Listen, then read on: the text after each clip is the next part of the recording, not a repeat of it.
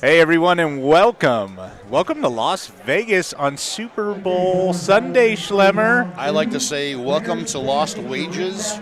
Everybody, we're here at the 2017 TAT February, sponsored by Roto Grip. And man, if you couldn't tell by all the football jerseys walking around, you would think like today's there's a baseball game or something going on. Or you think it like be draft day, because I've seen every jersey in the NFL today. I've seen everything. I've seen the Browns. Yeah, retro, new school, old school. I mean, it's a variety of everything. We already got a heckler. Jordan Nasberg. Hey, Jordan. By the way, he was born a heckler. He's born that way. He's born that way. He's been that way his whole life. Yeah, Jordan. Jordan's not actually playing in the. He's actually not playing in the TAT. He's just loitering. Yeah, he's just loitering. So to catch everybody up to speed, what's going on? We appreciate y'all tuning in from coast to coast and around the globe. We're just finishing another semifinal round here at the TAT. And I don't know if you guys were paying attention or you could hear some of the hooping and holler, and there was some crazy 10th frames right there. In some of these different divisions, we had 5 and 6 people on a pair. The top 2 on the pair would advance. I know Gerald, who won the Roto Grip shootout the other night. Yeah. He actually had to strike in his fill ball to advance off his pair by 1 pin. Did he do it? 10 back. You know what? That's so weird, because I was down there in like the 7th frame of that match, and he was pummeling everyone. He was, at and that time. Then he split late. Oh. And speaking of, my man's there right he there. is. He's got his. He was showing actually his no rules pro that game, but now he's coming down this way. The trusty high wire laid out for him. He's like, Slim, can you help me out? I got a no rules pro. Look at this, and that's the ball they actually won the 5,000 with the other night. Yeah. And so he's like I said, I've known he won him a the long Roto time. Grip Challenge. Yeah. AARP. So, but then there was a couple other matches right here, and actually one not too far away from our booth station. We got here. The kid actually needed the first hit in the 10th. Yeah. To advance, he went Brooklyn, carried it. Oh. And he's moving on to because if he didn't strike, he was going to be the out guy, the odd man out. He was out. He's gone. There's been some crazy games and stuff happening here this morning. We kicked off a little bit early this morning. They started at 8:30 a.m. And the funny part is too. It wasn't until later last night that they realized that they had so many people in the 215 and under. We actually had 2 shifts of finals this morning because we didn't have enough lanes to get everybody on the floor at once. So it's been going. And if you've never bowled the TAT, kind of just a loose overview of the format is you can qualify all week long, and if you qualify in that day, you're into today's finals. And then you get luck of the draw. You get paired up with some other people that are in your division, so it's fair. You're bowling against people with the same skill set or age group and things like that. And if there's like this morning on those early rounds, there were 5 on a pair, and the top 2 scores would make it. If there was 6 on a pair, top 3 would advance. And you don't have to. It's not luck of the draw sort of match play wise in these early rounds. It's just kind of beat the board off your pair. You're only competing with the people and on honestly, your pair. You know, it's still luck of the draw because, I've actually talked to quite a few people that actually were bounced in earlier games, and they're like, "Man, I got bounced off my pair with 198," while the pair right next door to them, the highest game would be like 180. And they lose a 198, but they would have been the top person on the pair right next to them. So there is a little bit of a blind draw there, and it's kind of crazy. And exactly what you said too, Gary, in the fact of we've got all the different divisions from you got the scratch, you've got the seniors, you've got the age groups of 215 and under, you got the handicap, you get a little bit of everything. So it's pretty crazy how it's all shaken up here at the TAT. And again, and actually, I was just talking to April down when I was getting my cheese fries. April McDonald's still alive, the high school girl from here in Vegas who's been lighting up the social media boards because of all her wins and stuff like that. And she came up to me the other night and she goes, Mr. Schlemmer, me and my dad would like to take a photo with you. I go, hey, you're that April girl. I see you on like the internet all the time. And she started blushing. She goes, So she's still in high school? She's 16. Yeah. Oh, no way. Yeah. 16. Awesome. So is she winning like all the youth events? Or She's what? won like the last 3 youth events here in Vegas. Hey, Nice, who's her nice. super awesome coach? Her dad? And Wendy? Oh, Wendy and Mac. she's a yeah, you're right. She's a prodigy of Wendy McPherson. Yeah. And Wendy actually, she's like, oh, April's bowling, and so we were chit chatting about that. And what's funny is Wendy draws a correlation of April and her father. It's a lot like Wendy and her dad back in the day. Yeah. So it's been pretty cool getting to know them all this week. And so she's, again, the TAT is open to anybody, and she's obviously not collecting the cash. It's going to go to her smart fund, which she's been raking in like the last 6 weeks or whatever. She's going to Harvard paid for. Well, you know what's funny about that? So I asked her the other night, I go, we were chit-chatting after photos and talking, I go, so where are you going to go to college at? And she goes, well, sir, I probably should have that figured out by now, but I haven't done it yet. I go, well, you're only 16. You got time. So she's going to figure out a career path and, She what has she's great going to do. grades, too, is what I've heard. Like straight A's, and she's Model student, great bowler. We'll actually get to see her here. Looks like she's going to be on 15 and 16 right here in front of us. So we will be fortunate enough to catch her on the stream. Yeah. And, we're going to have some action coming. Got to be some your way. fun. We got everybody kind of moving down this way because we've had pairs going. The reason we only went so far in a bowling center is because you've got to have, like we said, depending on the size of your division and what they're doing, number of players per pair. We were not using the entire house because of the numbers and stuff like that. So, it's been pretty cool watching the things shake out here this morning, and now we're getting down to starting to get to the nitty gritty. We're starting to get down to the people give away some big money. I don't know what the cashing number was that round, but with each round as you advance, the prize fund goes up. And I know this morning they also made an announcement. I don't know if you guys were here yet. Based on the number of entries, normally in that cashers round, like if you advanced off the first one, like you used to pick up like $200. They bumped it to everybody got $250. So it was $50 for all the other people coming across there. So there's a lot of action happening, and now what's funny, and Blair, you're new to this. You haven't been around here. Gary's, we've worked. I'm a few 112 years old, Summer. You have gray hair. I get it. But the cool thing is now you'll start to see things will start to change this round because we're getting that much closer to 20 grand on top, and people are now starting to think about it a little bit more. So it's going to get fun. That's for sure. And it's all condensing right in front of our little booth. Did you guys introduce yourselves? Yeah, my name's Gary. And to my right is Schlem Diggity Doggy. And it's also known as Roto Schlem. To my left is Squirrel, and better known as Blair. And if you're trying to find Schlem on social media, it's Roto_Schlem. You can find me on Facebook, Twitter, Instagram, all that fun stuff. Or not. Or just open your eyes, and he's the biggest guy in the room. You can find him that way, too. He's kind of hard to hide. Hey, you know what was funny a little while ago? Who's bigger, you or Wes Malott? He's taller than you, right? No, we're actually we're within probably a 16th of an inch, but I outweigh him by a lot. Okay. So, but yeah, we used to always look like the Twin Towers sitting next to each other.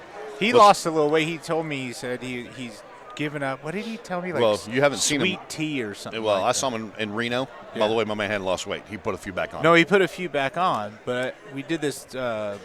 We did the Go Bowling 400 last year. Yeah. And Wes was the celebrity bowler. They set up lanes at the racetrack in Kansas City, and of course Storm and Roto Grip were involved in that. And Wes was the person that they wanted to do the bowling. And we were having lunch, and he said he given up, like, I don't think he drinks soda, right? He didn't drink soda. He just gave up his sweet tea or something like that. So anyway, very good. Well, let's go through some of the stuff. Okay, go ahead. Speaking of celebrity bowling, I just want to interject. Today on ESPN is a live telecast. Right now. It's happening right now. I think it was like 1 p.m. Central. Okay. So speaking of, we got some T.O. and Ocho Cinco. We've got Norm Duke, some of the other superstars. I think Parker was going to be there. And I actually talked to Norm the other day. We're talking about some bowling ball stuff. And I said, what do you have going on? And he goes, I said, when are you getting to Columbus?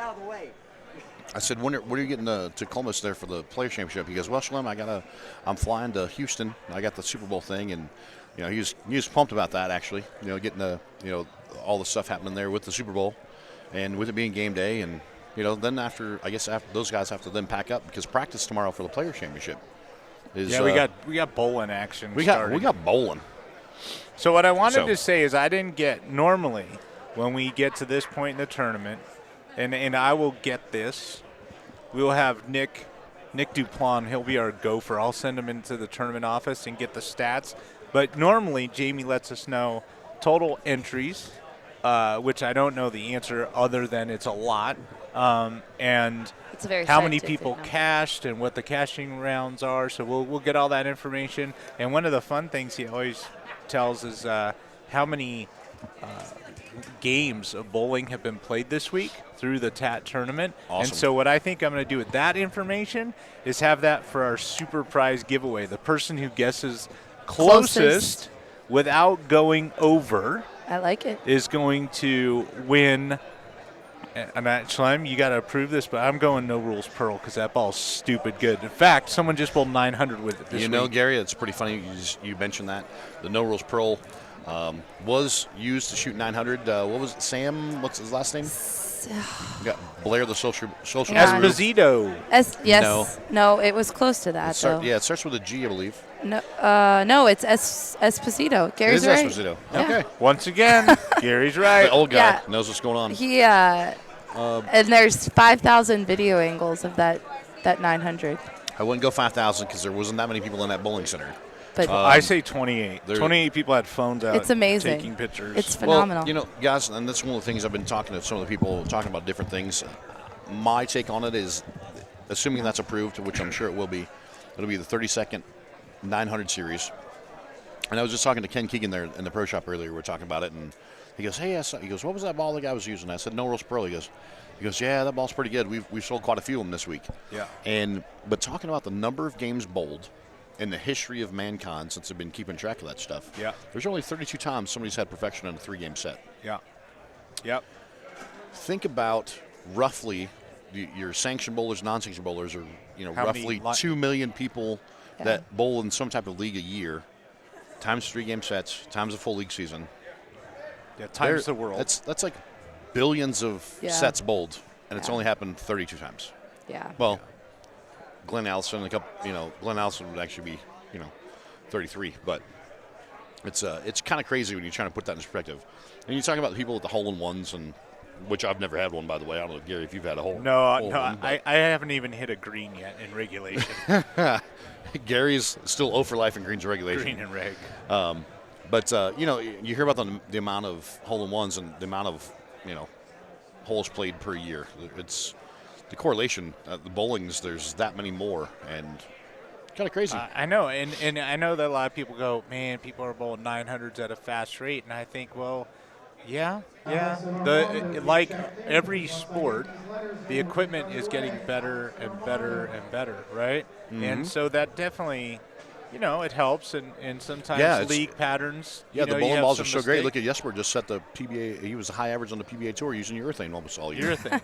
He's a little bit of a freak show, Schlapp. Well, that's funny. Helping talk to people, this and that, and what will Jesper do? I go, okay, don't compare yourself to Jesper because he uses 2 hands and a foot on a ball. Yeah. You're just one-handed. Sorry. Don't take that the wrong way. But like you said, Jesper is a strange breed of creature. He is unique. And anyway, he was high average on the tour this year. Hey, speaking of Jesper, we had Stu Williams and I were in the booth the other day, and we were chatting about Jesper because I said I really like Jesper because he doesn't ever talk, but he's super animated, and if things are going. Well, not even if things are going well, but when things aren't going as planned, he gets so like this funny look on his face, and he's always a little irritated with himself.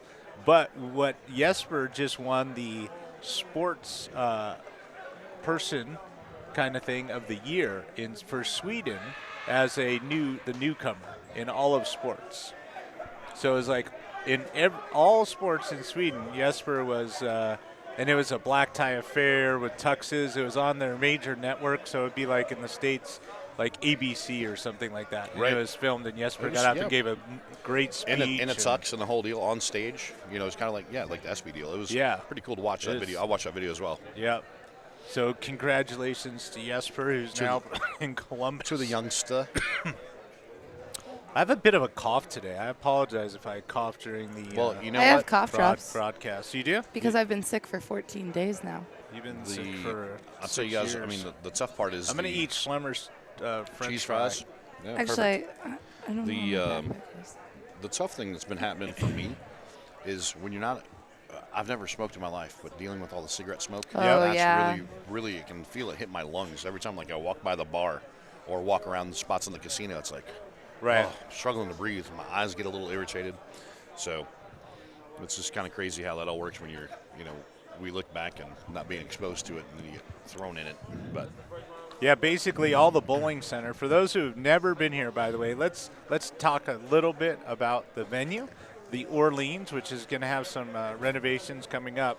Although in my opinion, they don't need it because it's a great, beautiful bowling center. 70 lanes, I think. I can't see that far. Is it 70? I think 70. Yeah. it is. It's And- 70 lanes. Yeah, and so all the bowling centers non-smoking. The hotel is non-smoking, but the casino, which is in between, like where you walk down from the bowling center over to the, you go to your hotel room or something. There's all the gaming and you can smoke in there. Anyway, that's the part that Schlemmer's talking about is when you're not used to being around it, like Schlem in Utah, where we live, smoking. Hardly anyone smokes, I think, to begin with. You're correct. And then Yeah. on top of that, it is you're just never in that environment. So coming here is unique for us. I know my wife, Leanne, she comes to Vegas. It kills her. She always winds up with some sort of a sore throat and whatever. So I guess the moral of the story is, hey, kids, don't smoke. So have a good one. I'll see you Okay? next time. All right, brother. Sounds good. Bye, Mr. Mike. Okay, thank you.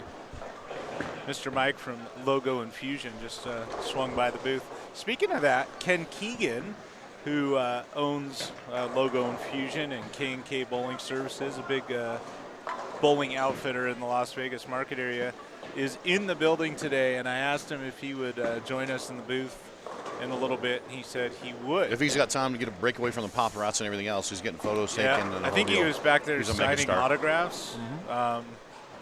Yeah. So now practice. Here we go. We're getting ready for this round, and woo! We've got a shout. Oh, can you hear me? Yeah, I can Okay. totally hear you, Blair. So can everyone. I'm sorry. So can the people downstairs in the casino at the Super Bowl party. Which, by the way, some of those folks started getting there when I came to the bowling center at like 8:02. They were already at the bar drinking and hooping it. And I'm thinking, man, the game doesn't start till like 3:34. You guys are in for a long day. Long day. But yeah, Blair, everybody in the whole casino can hear you. Perfect. So what'd you have, Blair? We have a shout out for Shout out. Daniel Keller in the chat room. So if anyone else is watching and they have a friend that's watching or bowling in the field, That's Give still him a live right shout now. out. Do we know where Daniel's at? See, we got everybody kind of spread out a little bit. no. It looks like we got we got some different divisions and different spots here. We got 3 in a pair, got 2 on a pair. So it's going to be So a I little bit of think, this, a little bit yeah, of that. all the way on the 1 through 12 is the scratch players. That's all the big dogs, Yeah, that's right. Because Dave Pavlik's on there, the defending champion. He won last year. He gets to bowl again because he won out of the handicap deal. And so now he's in the scratch. And he's actually been talking to him. He's actually practicing and working on his game a little bit. Now he's a scratch guy. Looks like he's still alive. Mike Sager's down there, staffer. I asked Nick to get me a Gatorade fruit punch, very specific fruit punch, and he brings me lemon I'll lime. take this one. Now you just owe Gary a fruit punch. They have them in the gift shop. It's like a couple miles over there. It's fine. I'll drink this one. No. Okay. He's going back. He's getting it. He's figuring it out. He's Probably still a little foggy from last night. Just saying. he's like 12. Not that I'm profiling, but just saying. All right, guy. so now in this division, I don't know what this is. Is 215 It's on the in front of us? Must be. No, it's we have. No, it's not. It's- not. 189. Well, April's in the 189 division. Yeah, I think this is the 189 division. Looks and like here's we got the seniors. Seniors right here. You got to Isaac. the right. You got Gerald. We got Terry a Leong. couple legends here. Terry Leong. What's Isaac. down there? And then down there we got Alex is still bowling. So I'm going to guess that's looking like handicap of some sorts. That's 215. That's 215? Yeah. Okay. So that's 215 and under group. Seniors, 189 and scratch. That's what we got going on. Okay. Cool. Good work. Good work, Yeah. guys. And once Nick gets back from his voyage, once he takes that cruise ship to go find Gary's Gatorade, Yeah. like you said, you can shut him down at the tournament office and hopefully get some more of those Information. details we were talking about from Some Jamie. stats. Jamie, our tournament director. Can we give away anything this broadcast? Are you like Mr. Giveaway today? Well, it's Super Bowl Sunday, the greatest day in sports. So, well, everyone in the chat room, Gary is ready to give away. Although, we are in Roto Grip land, Yeah, Roto Land. so that is a Roto Schlem call. Roto. So far, like you mentioned, we'll give away an Orioles Pearl. You mentioned that earlier. Gary, if you want to give something away. So the other night I actually gave away a Daredevil as well. So You did? yeah, we can. So we can actually hook it up if you want to do maybe a Daredevil now and then No Rules Pearl later. I don't want to give away Daredevil right now. Oh, I want to make him earn it. oh, Own it. I want to make him own it. oh. Okay. Seems We need a good stat for the Gary to play goes along from with. hey, give it away now to He doesn't no. want to. This is our life earn with it. Gary this week. Yeah. Just like every 2 seconds he changes his mind. Hi, I give Gary. away a No Rules T-shirt. Yeah. Hey, your Gatorade tastes great. Yeah, thanks. Thanks, Nick. The fruit punch is the red one. By the way, we could give away things faster if you wouldn't send Nick on Gatorade runs. Well, we got still time. It's practice time. We So got as we're 4 minutes watching, and 20 seconds. We're watching some of the seniors right here in front of us. Terry Long obviously looks like he has a pretty good look. Gerald, like I said, Gerald Johnson needed that shot. He needed a fill ball, needed a strike to move on. He did. But he was down on the high end. He was actually down in the upper 30s, and now he comes down here to 19 and 20. Looks like he's got a little bit more hook. He's got a No Rules Pearl. That's actually drilled pretty tame, kind of rolled pretty smooth because that high wire he used in the Roto Grip shootout, Roto Grip challenge the other night, he looks to be hooking too much. And then even Isaac here was throwing a couple different balls, and it's these guys are kind of fishing a little bit. But Terry Long's got like a 42 bagger in this practice session. Probably just clouded him, but looks like he's got a pretty good look. He figured out this pair. There were a lot of roll-offs. That was There- my observation. There has been, and that's the beauty of this format, and that's what happens. And we'll probably see some more as we keep rolling it's forward. Exciting. So Daniel Keller is from Mississippi, and I think it looks like he's in the scratch division. So Yes. we will try to get Okay. updates for he has 3 friends in the chat room. All right, that's cool. Shout out to, we appreciate you guys watching. Absolutely. Supporting your boy Daniel. Hopefully he's. We'll get you some updates. Find out what Perry's on down there, and looks like we got those guys are 1 through 12. Looks like. So yeah. Okay, so Brandy Powers asked if we have talked to Sam Esposito yet. Esposito. Is that how you say his name? I would assume so. Esposito. Blair, Okay. I know you'd reach out to him. I have his contact information, but I have not called him yet. So that is on me. But I am excited to talk to him and hear his story. And we've talked to a couple people around here that know him, and it sounds like he's a really, really awesome person. So very, very exciting. Where's my guy Daniel? He's all the way down like. Hey, Gary. Jeffrey Noss, sorry if I pronounced your name wrong, he says he'll FedEx Express the right Gatorade to you God love from ya. Miami for the Daredevil. That, Wow. That is the top offer My right man, now. you just got a new friend. Jeffrey, Gary loves you. And he's broke up with all of us this week, so it's great. So as we're watching. Daniel is the guy. he's the guy that he is action, jumping around, having fun when he's bowling. You know. Yeah. Just like you when you play golf. He has a great time. Just like me when I swing the golf club.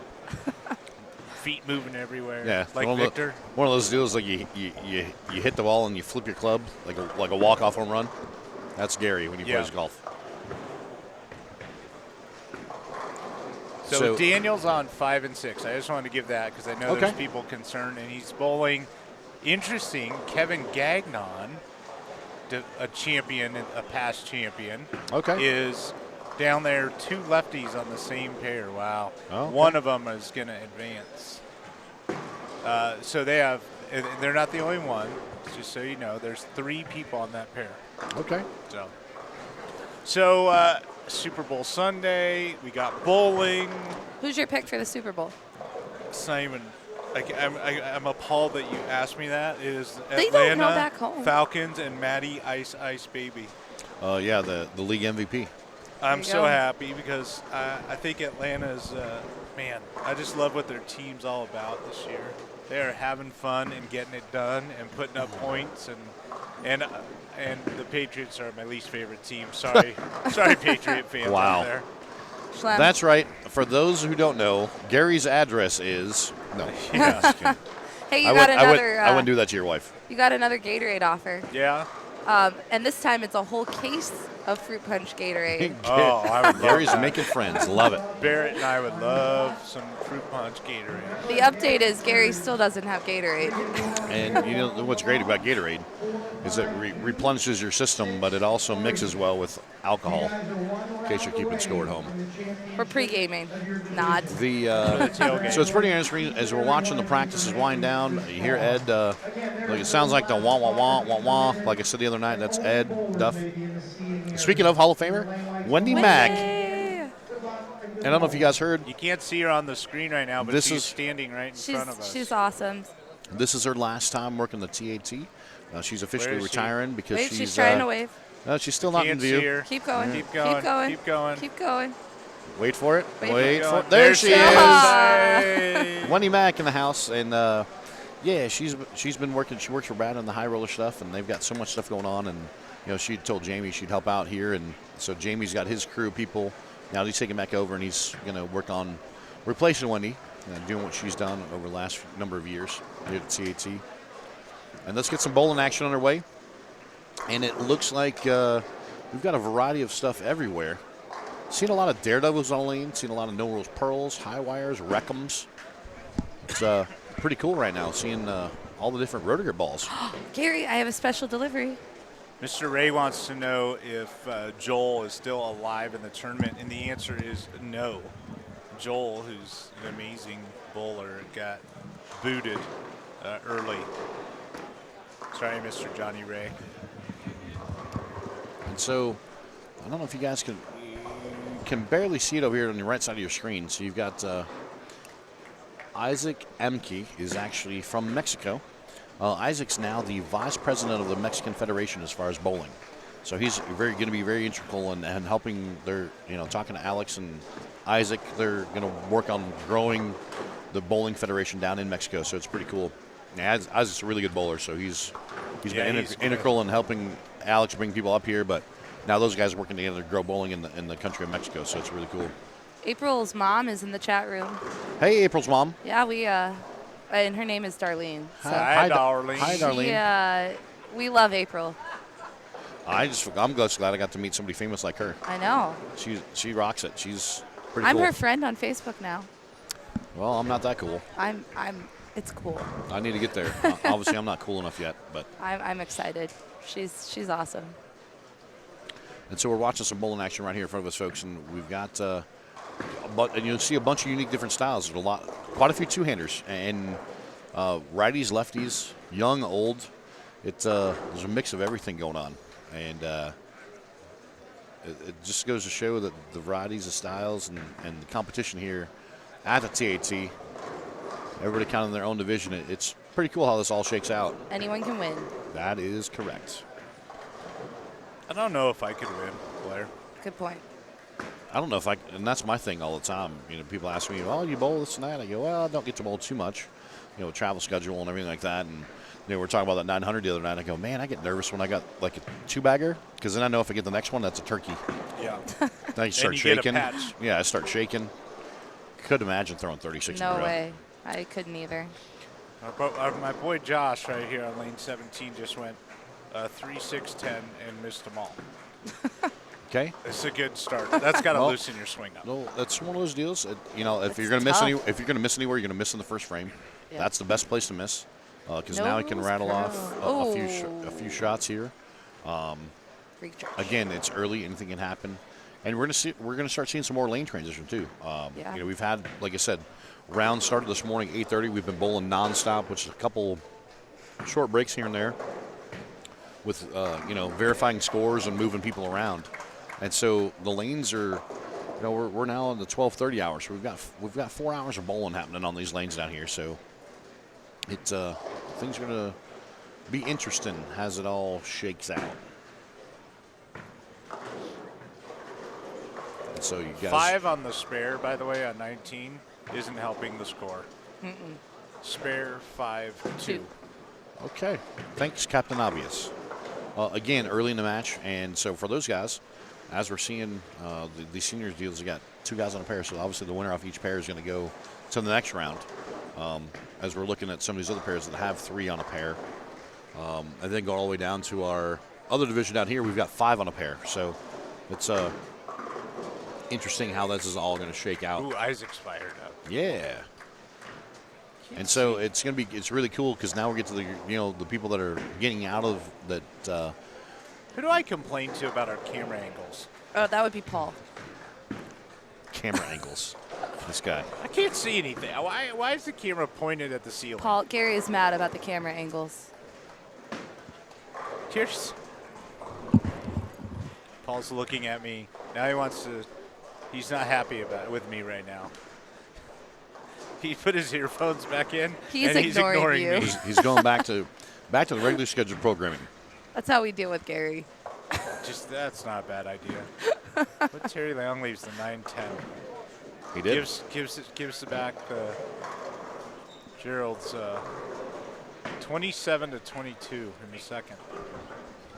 Is that better? Yeah, that's a lot better.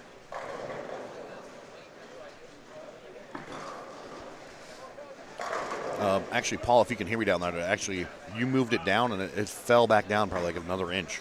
You actually had it to where the scoring was touching the top, and it fell completely back down, like as soon as you let go of the handle. Yeah. Hey, Blair, what are you doing? I'm trying to take a picture of you two. Oh, look, I got my Gatorade. Okay, hang on. So- I can't hold the camera. Okay, ready? Got it. Oh my God. For everyone, we're going to tweet this photo out on That's the Roto Group fantastic. page so everyone can see that Gary got his Gatorade. I did. All right. Maybe So- we'll dump it on you at the end of the live stream. At some point, we should probably talk about the actual bowling that's going on. I've been trying to talk about that, but you guys aren't. They got 2 So squirrels here excited. sitting next to me. They have the attention span of a baby squirrel. Listen, that's too long for me. I'm about a gnat. We're watching a lot of bowling, especially I'm looking down here to 1 and 2 and different stuff, like you said. And We need those Bobby guys. to make it out of that scratch area so people can see his style. Two-handed Bobby. Yep, he's Oh, yeah. unique in that style. Tell you what, the guy, no matter what you look like, it's a matter of repeating shots and getting it done. And that kid can strike a lot when he gets lined up on certain things. So it just a prime example of that. We're watching the match here in front of us. That looks pretty good shit. Pretty good shot right there. Daniel Keller is like, he has a lot of fans in this chat room. He's a cool Yeah? guy. Yeah, he's awesome. I'm sad I haven't met him yet this week. No, you know him. I do? Yeah. Oh, okay. Well, I met him apparently. I don't think he's from Slidell, but some of his buddies are Slidell. Can you ask people in the chat room? I don't know. I You always just did. call him Ask Slidell. your question. Yeah. Hey, everyone in the chat room that is a Daniel fan like I am, is he not? Is he from Slidell? I don't think he is, but anyway, answer away so that I They know will. the answer. And then That is how the chat room works. Gatorade. Is that how chat works? You can talk to the chat. I don't have to type the question. If you have a question, you can ask them, and then I'll watch and let you know. Where'd Nick go? We have to have him go run an errand. Hey, Schleb. I Yo. think he's officially more a squirrel than I am today.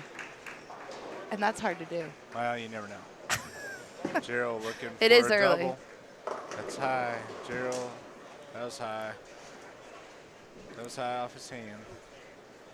Sadness. So, by the way, if you guys want, you can text Schlemmer. He's on That's his it. phone. He's on his phone constantly. I am messaging people from spanning the globe, doing some broadcast work, doing some interaction work. Well, my friend Josh from Idaho just stoned a 9 there on his double. Do you know that everyone that you've watched bowl this week has had some struggles? Yeah, Do you know that you're the common denominator? that's right. I do. That's a good shot on 22. You can't see the gentleman on 22, and I have not met him, but he throws it good, and he just doubled up big time in that Isaac. That's a good match between him and Isaac, yeah. See, he does live. I knew it. Mr. Keller lives in Slidell right now. There you go. Yeah. Problem solved. And we got a couple of bowlers from that area that are bowling, and I know they're Daniel's. I see Danielle. I was thinking of Danielle McEwen. Daniel is. He's got a big fan base down there, and I can't see the scores on that match. We need to text Nick. He got lost. We need him to run some scores for us here. I told him that you would text him because you had jobs for him to do. April throwing a shot. Knocks them all down with one shot there on 15. Nice. It's good strategy. She's Clean. She's clean, and that's the whole thing. Clean through 4, and she is actually currently leading the pair. So, Well, we don't know that because there's handicap Nick's on here. that pair. so we've got a lot of action across the board. No, come up. So we're all trying to motion Nick to like come up. I'm just to going to talk. I'm sorry. The conversation I'm having right now is with Nick. Nick. So, Here, I'm gonna turn Gary off. no. I turned you off. Hey, leave it that way. That's great. I mean, I like being in control of the mics over here. So as we're watching the action unravel, looks like down here on the low end, those guys are plugging right along. They're already like in the 7th frame. Right here in front of us, we're through 4 and 5 and 4 frames. Down here on the high side, like I said, with 5 on a pair, they're in a much lower place. They're only through 3 frames. Schlem, what do you So- think? Should we unmute Gary? No. Oh, Paul pressed the button. Unmute me. Paul's your friend. I don't know why. Yeah, thank you, Paul. I'll tell you what, I think I clouded the guys here on Terry 19 and 20. Gerald 19 and 20 because Terry never missed in practice, I swear, and now he doesn't even have a strike. And obviously, it's not the pair's not easy because both guys have been bowling well to get to this point, and Gerald has been moving, changing balls, and he's struggling to get things back in. Well, right next door, here's a prime example of 2 good bowlers get to a pair, a little bit challenging, and then the guys right next door, good bowlers in their own right. Don't get me wrong, and they're both pacing 250. So it's kind of crazy how it all shakes like out. that Just pair. luck of the draw. Oh, Oh man, our Roto Grip Challenge. our Roto Friend Grip is- Challenge winner. Yeah. Yeah. He's having a struggle. Yeah, Stroker needs to probably he could probably move in a little bit more. I think that's the thing too. When you get Like to the an spot arrow? when the transition's happening so fast, and you didn't make those big moves all week, it's hesitant to look at it and go, man, I need to move like 5 and 2. And April throwing a racket there through the face, 4, 6, 7. But again, lucky for her, her pair is nobody's running away and hiding, so she's still in that match, still holding strong. So we'll see how that all shakes out. And looks like down there on, what do we got? Somebody's got the front 5. Down here, it looks like 11 and 12. 11 and 12? Yeah, it looks like 11 and 12. Man, again, Look at that. that's what I'm saying. And The it's, seniors on 21 and 2, Isaac, and I'm sorry I don't know the other gentleman's name, but they are bowling great. yeah. You know, and that's the whole thing. You got to look at these guys. Are probably looking at each other going, man, if one of us is on the other pair, and we would have, you know, that more of a sizable lead. Where instead they're battling back and forth, and Stroker Mooch moved in 10 DAC. AARP makes the move, and he's shaking his head. He knows he should have done that before, but like I said, it's hard to. Yeah, hear him talking here to his backer. It's hard to make that move when you made subtle moves all week, and now all of a sudden you had to make that jump. And Isaac just stoned a 9-pin, man. How about that? Oh. So, looking down here in the other division down here on the high end, again, they're only through 4 frames because there's so many players on a pair. And doesn't look like anybody's. There's a couple pairs where it looks like some striking going on. Got some other folks struggling. Again, transitions a little bit different this time of the day. And like I said, it's also the factor a lot of these people are not used to being in pressure situations. And even though we're not quite to 20 grand yet, but it's still like, man, there's 800 entries this week, and I'm bowling right now on Sunday with a chance to get there. So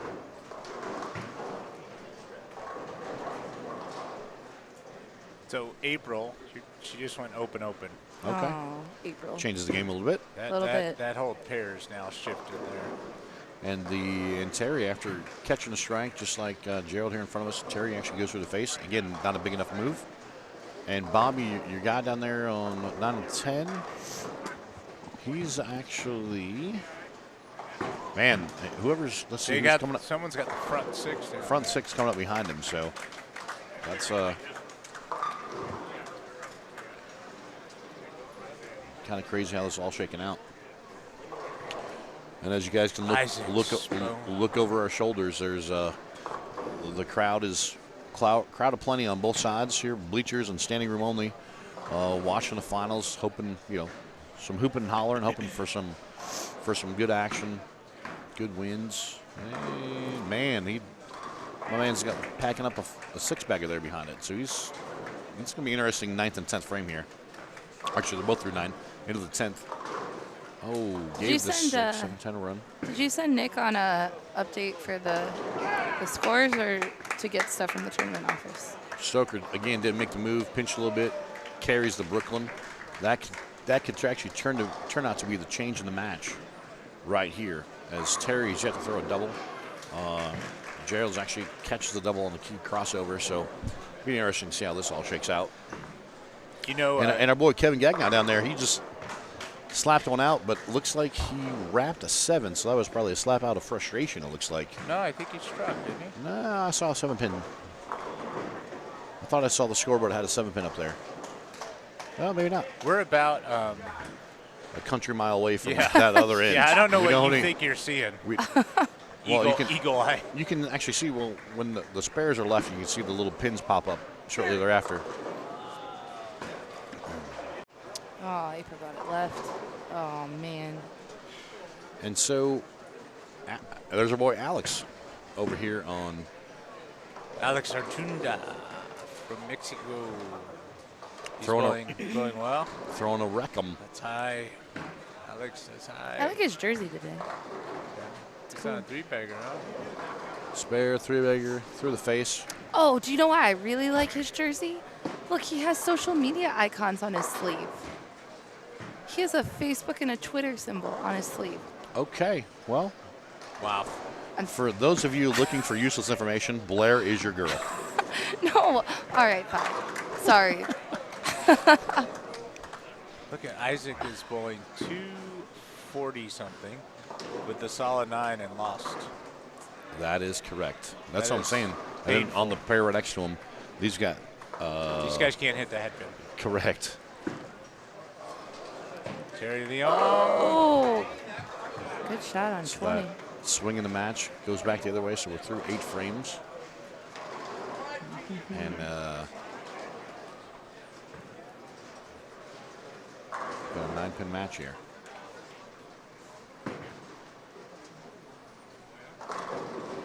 Great shot. Matt from Australia down there, Fred of Belmos, he went split spare 3-bagger, so he's back in that match down there. Like I said, we're gonna be finishing at different times, but we'll keep chatting, and Blair will be sharing more useless information Hey, of I social media got a icons. shout out of people like my useless information. All over right, here. somebody.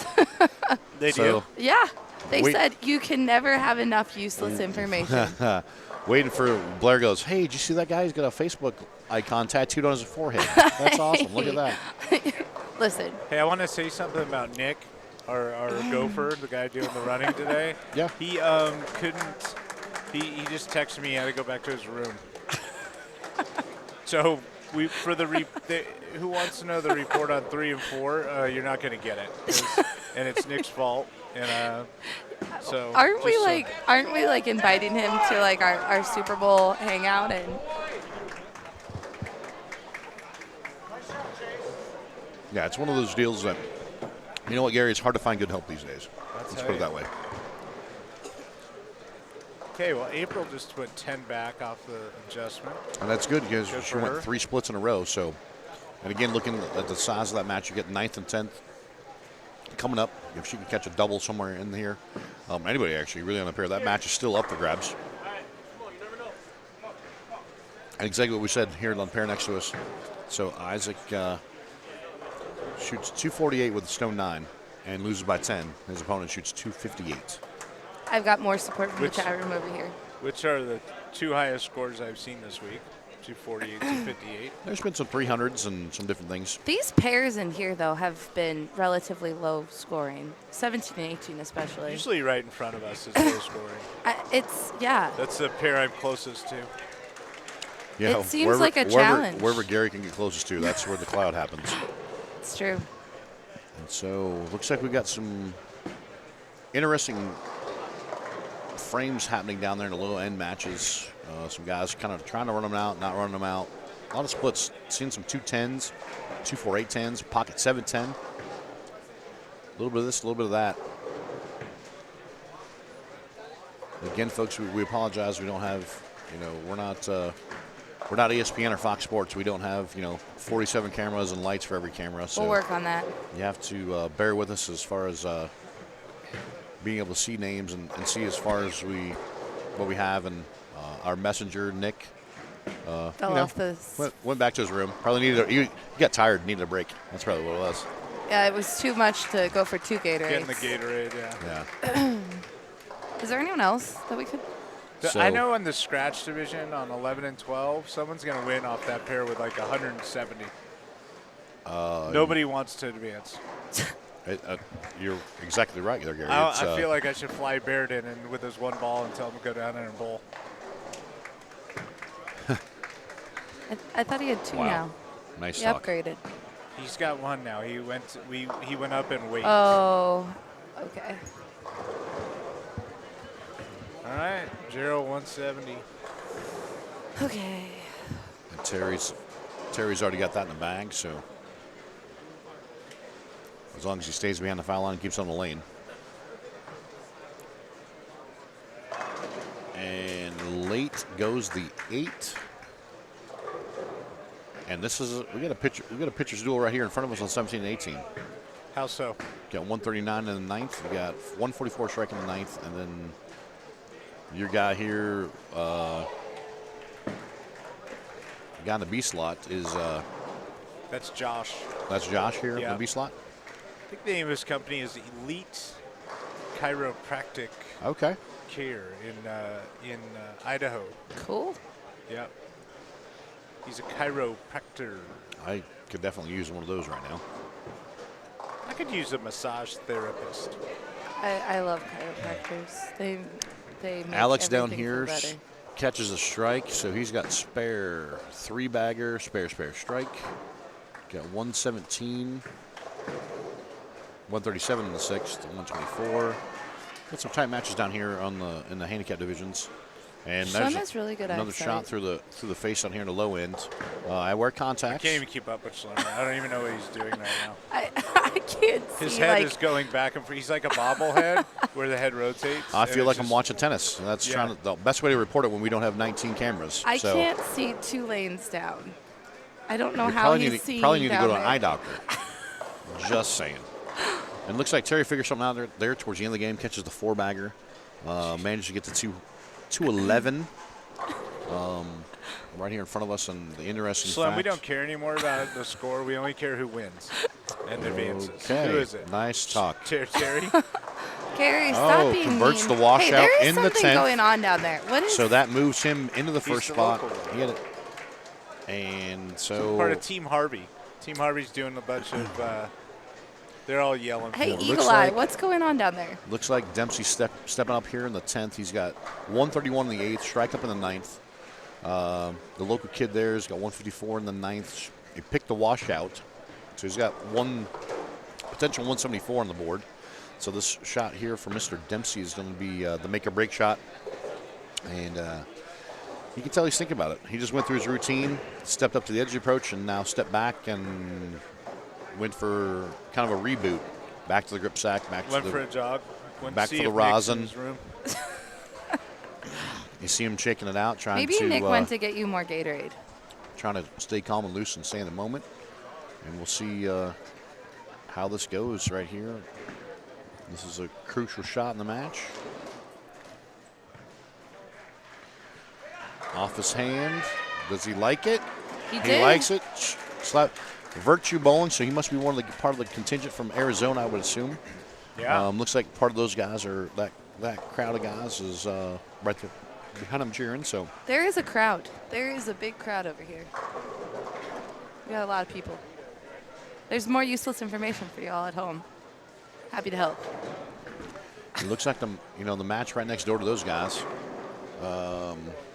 It's funny. 60.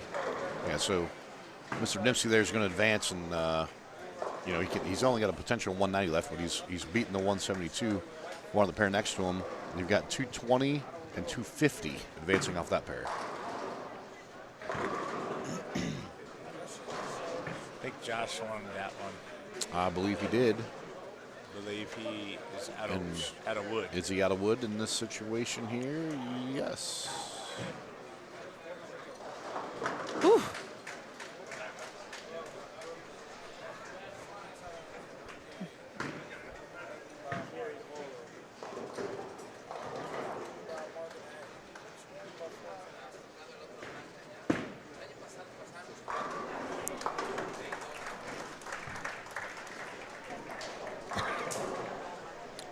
Mr. Dempsey with the big double.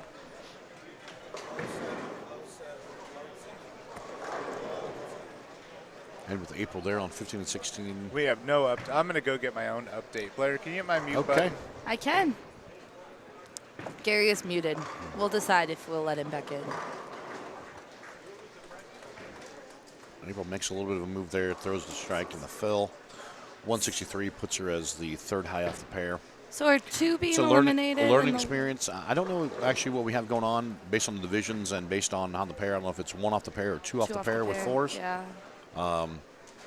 Again, we're finishing up down here on the low end right here in front of us. Down on the high end, they're still only in the 7th frame. An 8th frame in the other pair. Yeah, but just all of, like you were saying, the learning experience for April. I mean, Yeah, anyone she's- bowling out She's here. excited to be here. It's good stuff. And like we were talking before, the money earned for her is going to her smart account. So for any of those kids out there, if you want something to do and you got a little time off right around the Super Bowl, or you can talk your parents in for a long weekend, the kids can compete. Yep. As long as they're smart fun set up, and I know Jamie's got that set up. So And you get to bowl on She's- transition, which is always a challenge to find that and get practice on you know that. what, Blair? It's honestly above that because I can't count the number of people I've helped this week as far as layouts and some coaching and surface adjustments and stuff like that. And the fact of it's not like their house shot. Right. And so when you tell them they know it's 37 feet, but then you start explaining the pattern and the nuances and how it plays and stuff like that. The word pattern is the trick that gets a lot of people because they're just used to a house shot, not used to a pattern. And it's the whole reality of sport bowling. There really isn't sport bowling anymore. There is sport patterns and we do have sport averages, but there's not a lot of that coast to coast because the patterns are on the difficult side. And this being a 37-foot pattern developed by Kegel, it's called the Phoenix pattern. So it does play unique, and and like we've seen so far, there's a variety of styles and ins and outs, and Hello. I can't count the number of people that ask me, "Hey, what bowling ball? What bowling ball would be good for this?" And it's and honestly, the answer to that has been everything because some of these guys are still alive. There's some urethane down there, high end reactive, low end reactive, high RG, low RG, pearl, solids, hybrids. It's crazy. Everything's in play. Slam. Yeah. Slam. Hey, I got an update. Do you have another Gatorade? Were they falling out of the ceiling now? So I went down to 3 and 4 because Nick is obviously not capable of helping us at all. And Poor Nick. I wanted to go see who won. Mr. Sagers won his match down there. So he passed through. Kevin Gagnon won a couple years ago here. He won, and he beat our friend from Slidell. Sorry, guys. Yeah, they already Report knew. that he's out. Yeah, I went down and I talked to Daniel, and he left a 7-10 late in the game, in the 8th frame, and it cost him dearly. So, good shot, bad result. Bummer. And anyway, that's the update that I could see from down that way. We already know Dempsey went through down there. He doubling in a 10th. And while I was out there, While you're away, somebody on that journey came up to me and said, "Hey, here's a Gatorade." I don't know who it was though. I think they said Jeffrey. They said Jeffrey told him to get a Gary, Gatorade. quit whining. Give that guy a Gatorade. He's turning into Betty White right now. Jeffrey, was that you in the chat? Yeah, Jeffrey had his buddy. That's Jeffrey awesome. In the chat had to get his buddy. Jeffrey, thank you. I can't promise you're going to win the bowling ball when we start to give away those prizes, but I'm going to put an extra vote in for you. No, just kidding. Paul just asked me a question. We're doing it legit. And I didn't know the answer. Paul and who? He got mad at me. Paul. He asked me what's happening next, and it looks like Okay, so Alex actually needed that shot here in the 10th. We got some action still down here in the high end. Alex Rotunda, the gentleman in charge of our contingency from Mexico. He had a great game going, was in the mix, in the hunt. There's going to be 2 graduating off that pair. He actually went 9 open. He missed I don't know what he left the single pin was, but that shot right there ensured him because it looks like I said, Matt, I believe it's Matt from Australia. I think he's the one with all the strikes on the bottom. He's been throwing it pretty good this week. So, I don't know, the pair past that. I'm seeing a 150, 3 strikes going into it, 177 strike over the 9th, 120. So there's still, looks like I think we got the other 2 decided. They're just got to clean things up here, finish the 9th and 10th. And, and that's the other thing, too, we need to find. Once we get all the numbers and stuff like that, we need to kind of know a prize breakdown. Like I said, they adjusted the prize fund a little bit because of more entries. Yeah, the update for that is Jamie is in there. They're doing all the checks for people that have been knocked out of the tournament, so they can hand them a check right then and there. Yeah. And as soon as they're done with that, they're going to give us all the numbers. Okay. Alex did it. For those of you in the chat room that are saying to show the lane, still bowling, we our camera angles, we don't have as many cameras set up Paul's currently. lame.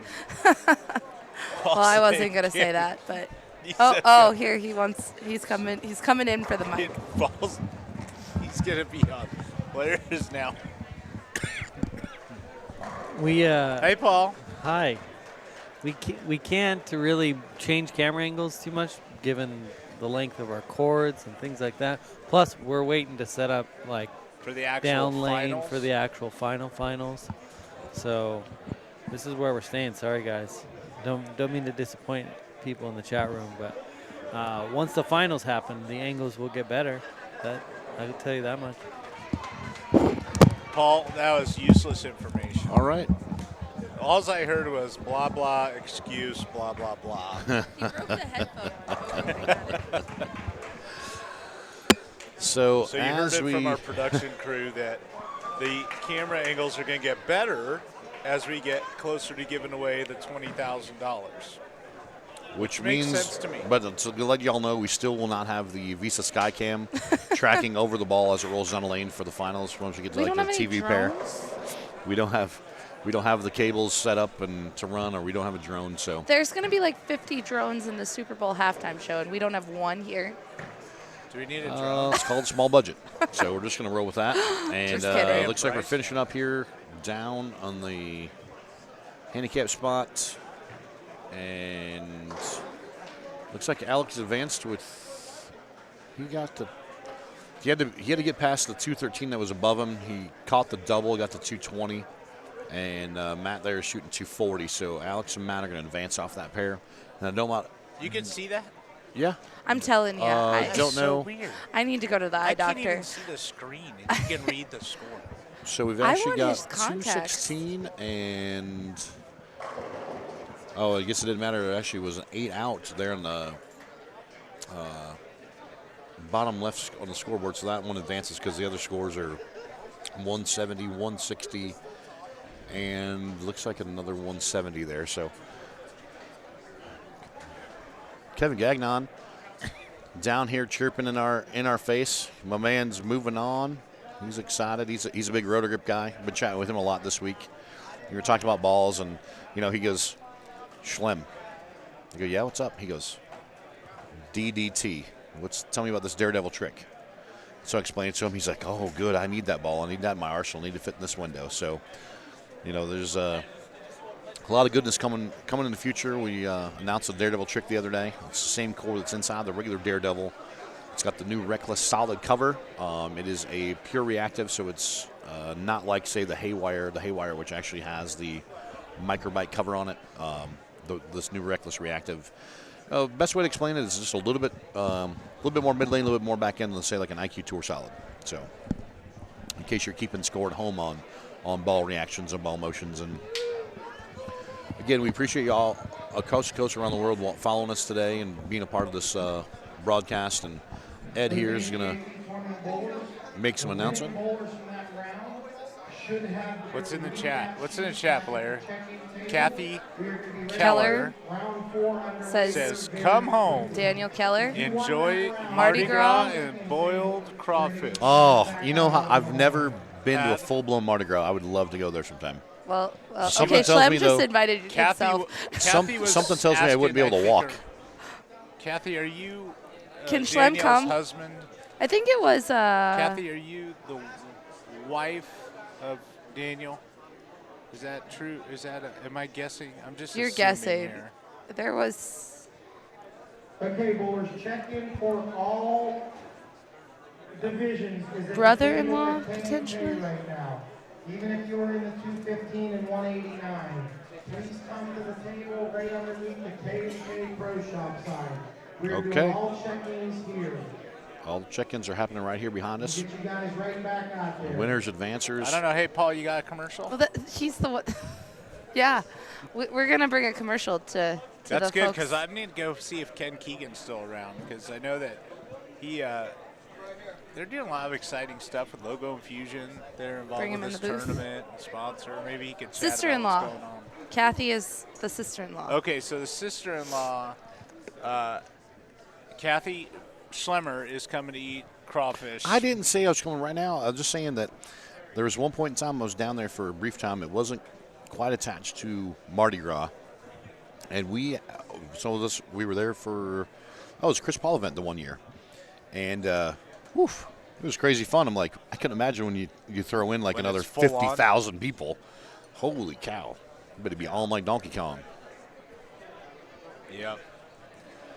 All right, so this Paul's got some new videos, I think, set up to go. Maybe, possibly.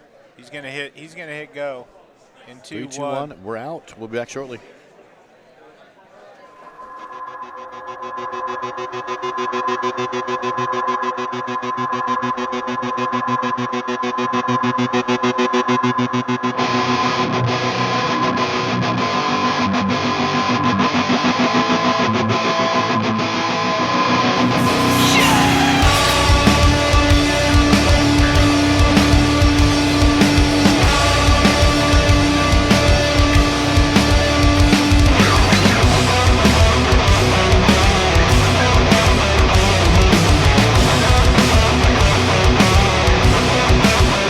Today was my first day throwing the No Rules Pearl. Being a big fan of the original No Rules, this is definitely going to be something that I'm going to put in my bowling bag.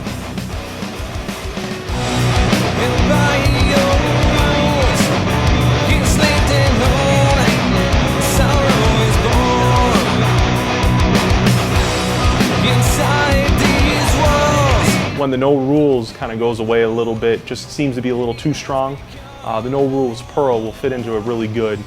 No Rules Pearl just gets down the lane a little bit. It's the same core, it's that chaotic core, just with the new amped Pearl cover stock. When you need to kind of just get a little bit further left and you need to have a little bit more change in direction down the lane, this No Rules Pearl is going to be the ball for you.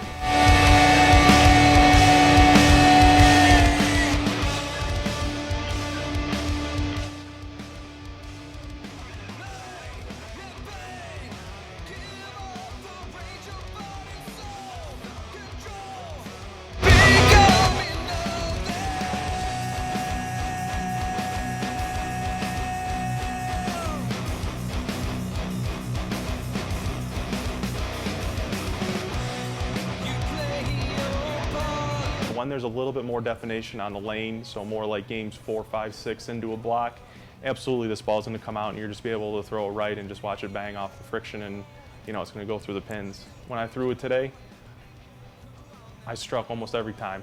It was unbelievable.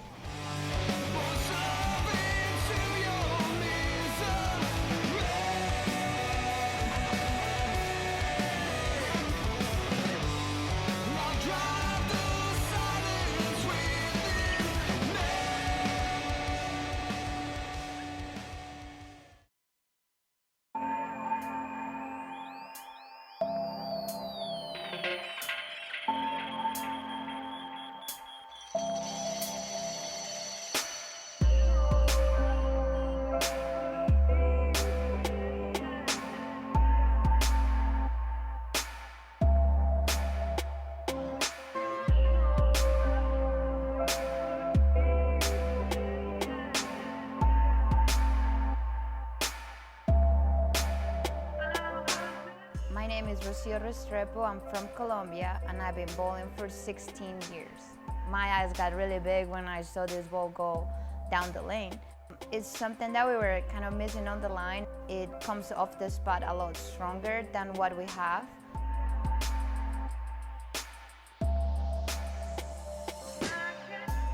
I usually go from something strong to like my high wire, but the high wire sometimes gets too clean to where it starts squirting down the lane.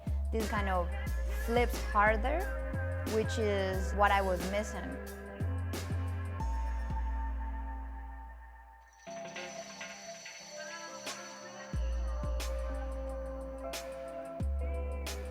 The all-new Daredevil features the brand new Madcap core, measuring in at an RG value of 2.48 and a differential of 0.041. And on the outside of the new Daredevil, you will find the brand new amped Pearl reactive cover stock, coming out of the box at 1500 grit polished. I'm really excited about it because I know when I need to open up and I need it to get off the spot, this is gonna be the right ball.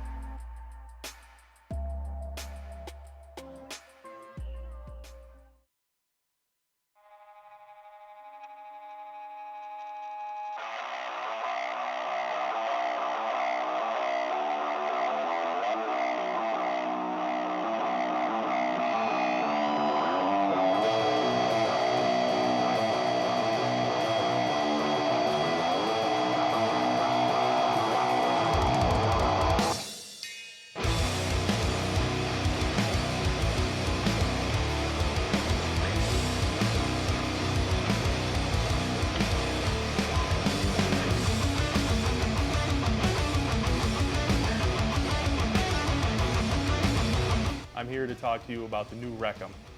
This ball is absolutely gorgeous looking. You thought you'd end up winning. It was all just a figure of speech. You started out so independent. And then I realized it looks good and it also performs really well. What I noticed out of it, it was just a little bit cleaner and a little bit more motion down the lane than the original Wrecker. And then it's a great complement to the new Wreck-It that just came out.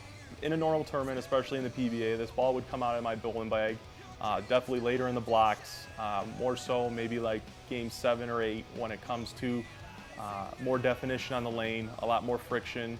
Seeing as it's an HP2 ball, you know, packs a bang for its buck.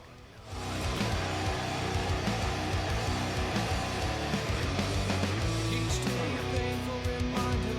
Never be a life's designer. Broken promises you made yourself. Slave away day in and day out for a life consumed by your doubts. Existing in this living hell.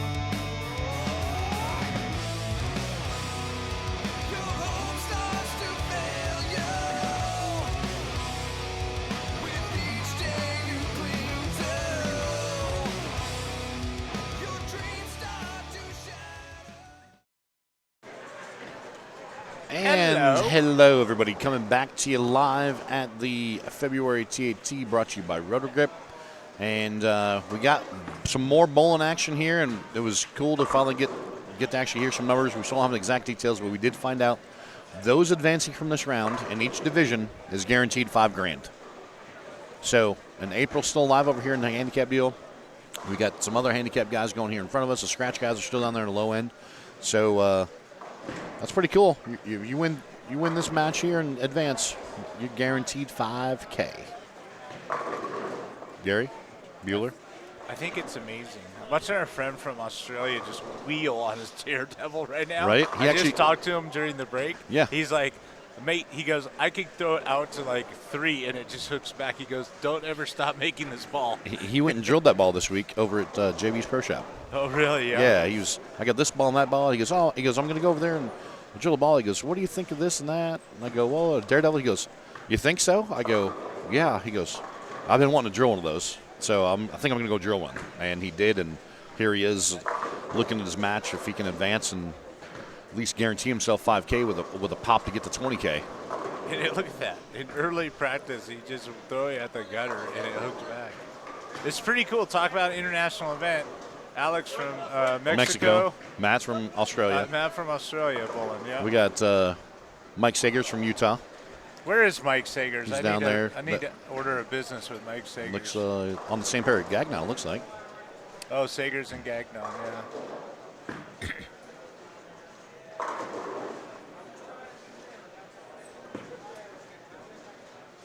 Terry Leone.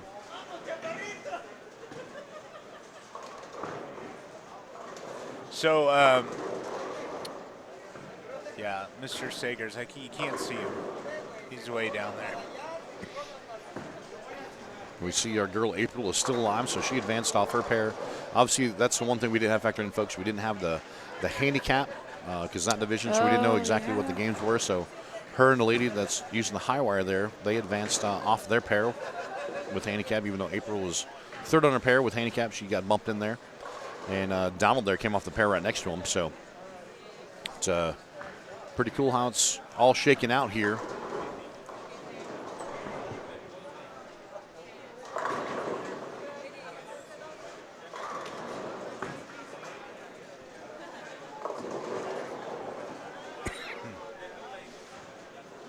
Hey, Blair, you have those cough drops? Yeah, I'll go get them.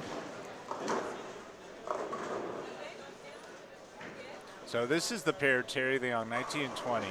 Is a pair Terry Leong, Gerald just bowled on where they couldn't throw a double. Yeah, Terry caught a 4-bagger late to barely get to 2-0. Yeah. So we'll see how it shakes out for these guys. And Matt his ball just wiggled in that same spot down lane on the 19 here.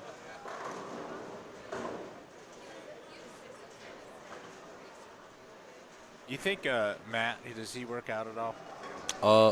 You know, here's a funny deal. So I got to tell you guys this story. So Timmy Mack's known him for many years. Stu Williams also known him to bowl in international stuff.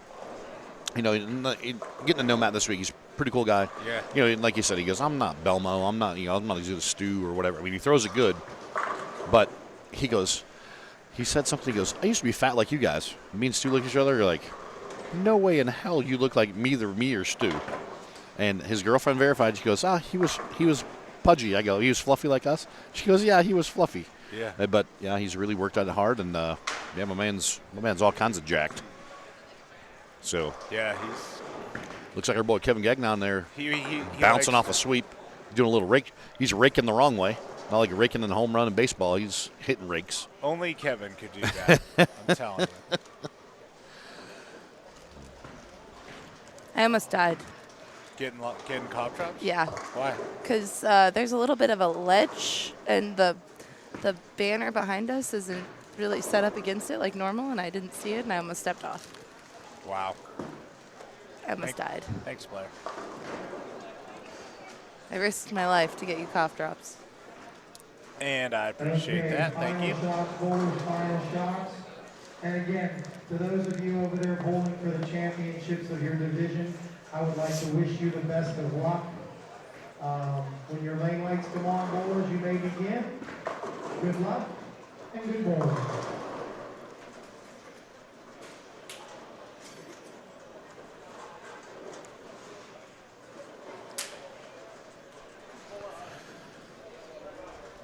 Who do you got?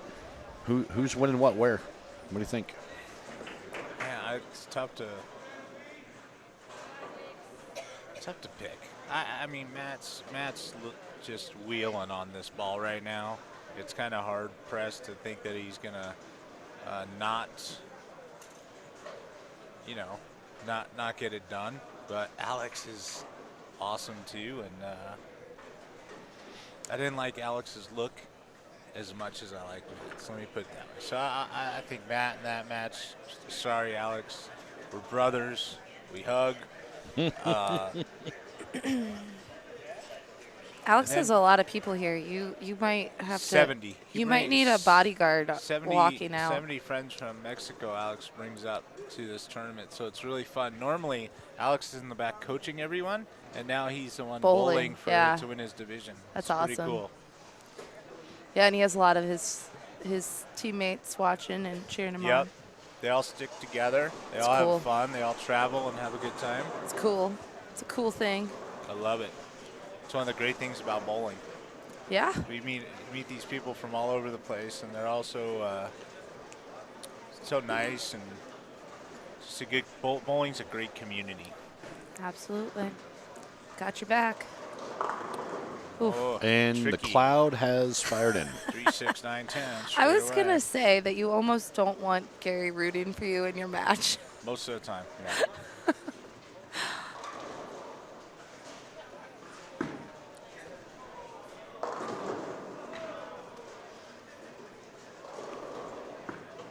Over on 17-18, I have to say Spencer, to me, had the best ball reaction, the lefty.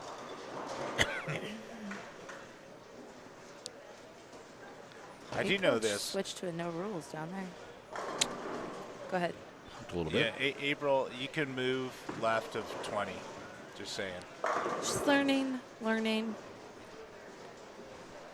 That's what Wendy Mack said. Wendy said April is totally just soaking it all in and learning everything, and so. What were you saying, Gary? I don't know. There's usually not a point to what I'm talking about. So And there you have it, folks. Alex threw it out the window. Just didn't come off as saying good. And again, like we talked about, it is 210. Unless you can convert this, but the big thing is if you're going to miss in the first frame, get out of the way early and move along. So again, folks, like we were talking, Two-handed Bobby's still bowling. two-handed Bobby is still doing what he do. He averages about did you say 250 all day long? No, not 250, but On the he's like a house- 220, on a house 230 shot? guy. And on a house shot, they said he can strike quite a bit. And it was funny because Stu, they have a nickname for him. because Stu knows him and bowled a lot because he's bouncing around Arizona and some other places. But two-handed comes up around the world, does some things, but you know, again, it's not about what it looks like. It's about repeating it and getting it done. So It's a lot of power in there, yeah, Mr. Matt. and looking over there, April through the face again, leaves a 6-7 there on 13 and 14. This pair right here in front of us, we've got some marks happening. Terry Leong is the seniors look like they got an interesting match. They both went open strike. So Terry's actually leading by a pin through 2. I don't know how he sees that far. I'm just sitting here. Terry had 7-2 strike, and the other guy had 6-2 strike. Mike Sagers throwing a shot down there, just 2-4-8-10 after a strike down there on 7 and 8. And 2-4-8-10? Yeah. I just want to tell the people back home that you're lucky that you have Roto Schlem in the booth, because anyone else could not see. I don't think that's a 2-4-8-10. I think that's the 1-2-8-10. That's Okay. I was just looking at the pins and watching his reaction. I didn't actually look at the scoreboard. And he got 1. And he bagged one of them. Just from I've subbed with Sagers in league and bowled actually on his team for a couple of years, and so I've seen his body reactions when he throws bad shots. He's not quite as entertaining as Gary, but Sagers does have some good ones. And there's Alex, come on, baby. Open. Yeah, it's got split, so he's gonna come back here and talk to his compadres that they've got. Like you said, Alex is the guy in charge, but he's got looks like a couple guys he can talk to and talk about his ball reaction and try and figure things out here. PJ's drinking a red Gatorade with you, Gary. PJ? Yep. Thank you, PJ. Never got right enough and peels up through the face.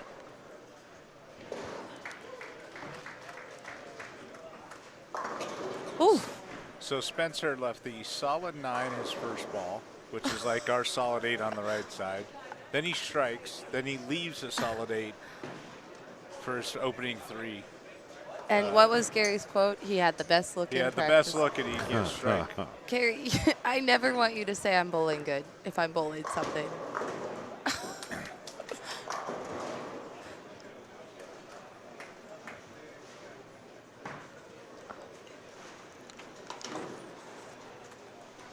Is this his mom sitting back watching? Yeah, and his girlfriend, or girlfriend and That's wife. awesome. Yeah, they all travel His here. mom from Australia. Yeah,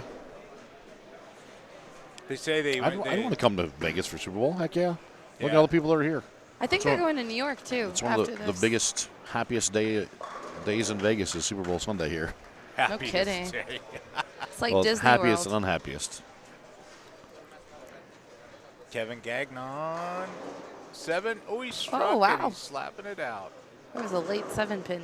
Alex, solid 9.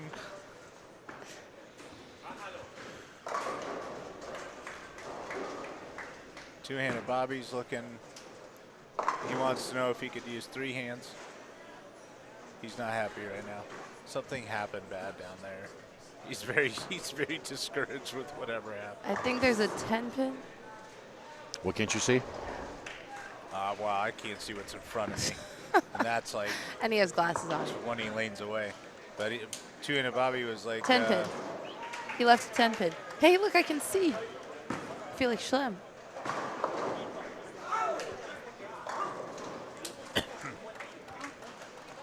What did he just make in front of us? A split? 7 split?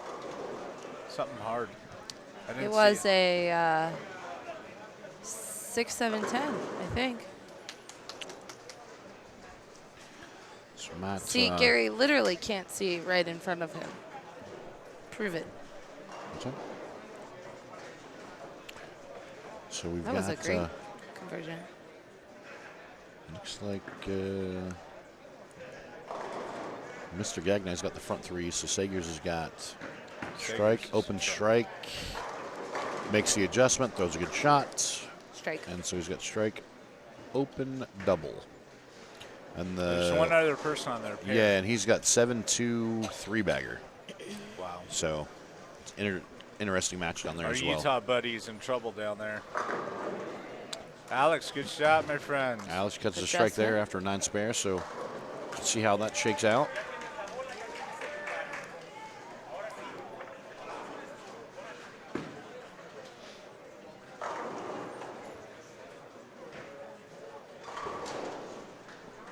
The lady who just doubled on lane 13, I'm not sure what all of her splits were, but I saw her throw an unbelievable pocket 710. So she is having some. I'm glad to see her double. Because carrying in this house is not always kind. That was a good shot.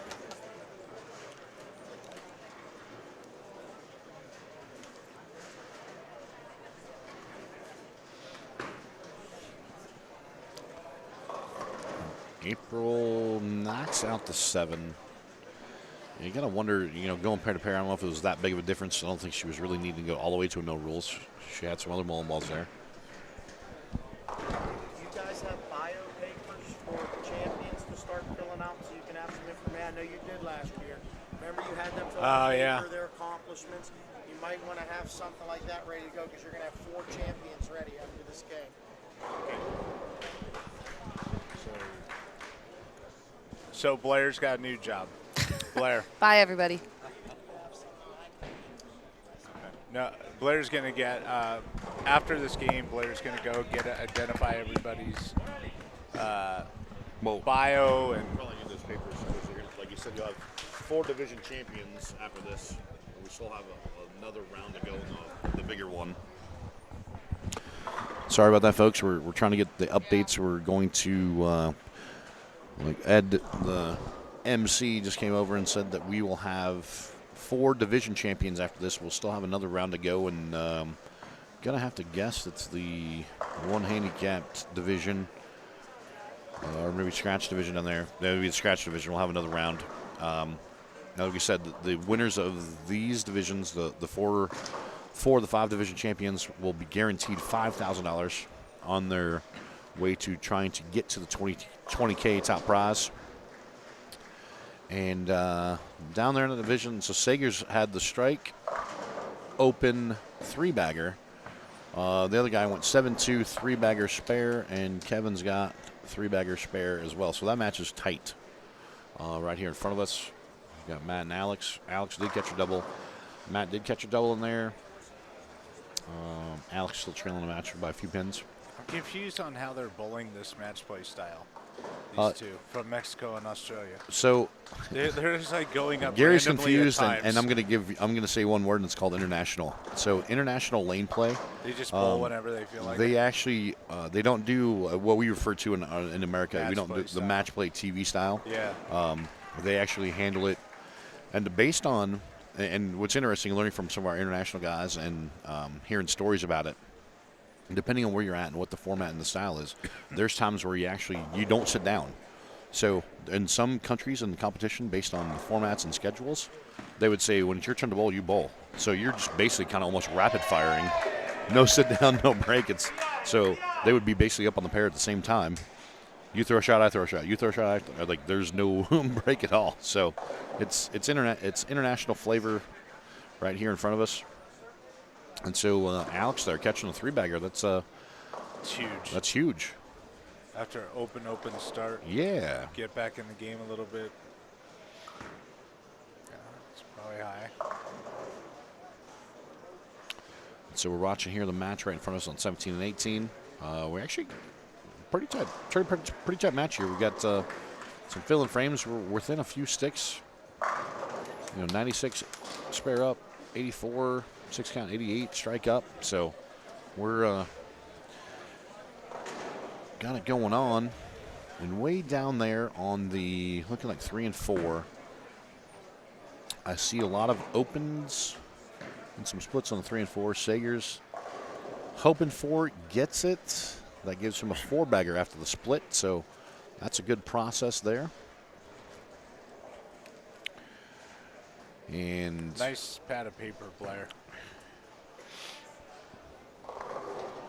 That's the pad of paper she had rolled up and shoved in her high school locker. Hey, don't judge me. Wow. Listen, Is Paul that just Buckeye- complimented my Buckeye handwriting. paper? What is that, Buckeye paper? Yeah, well, you know. Just because it's not perfect. Hey, something is happening. Alex smacking the Alex 10 out. catches the 4-bagger. So in Vegas, when you come to bowl the Open Championships at the South Point over at the Plaza, come over to the Orleans and bowl the all-new BTM this year. Storm Roto Grip sponsoring that bad boy. The BTM kind of revamped it. Rick Ramsey's be your tournament host.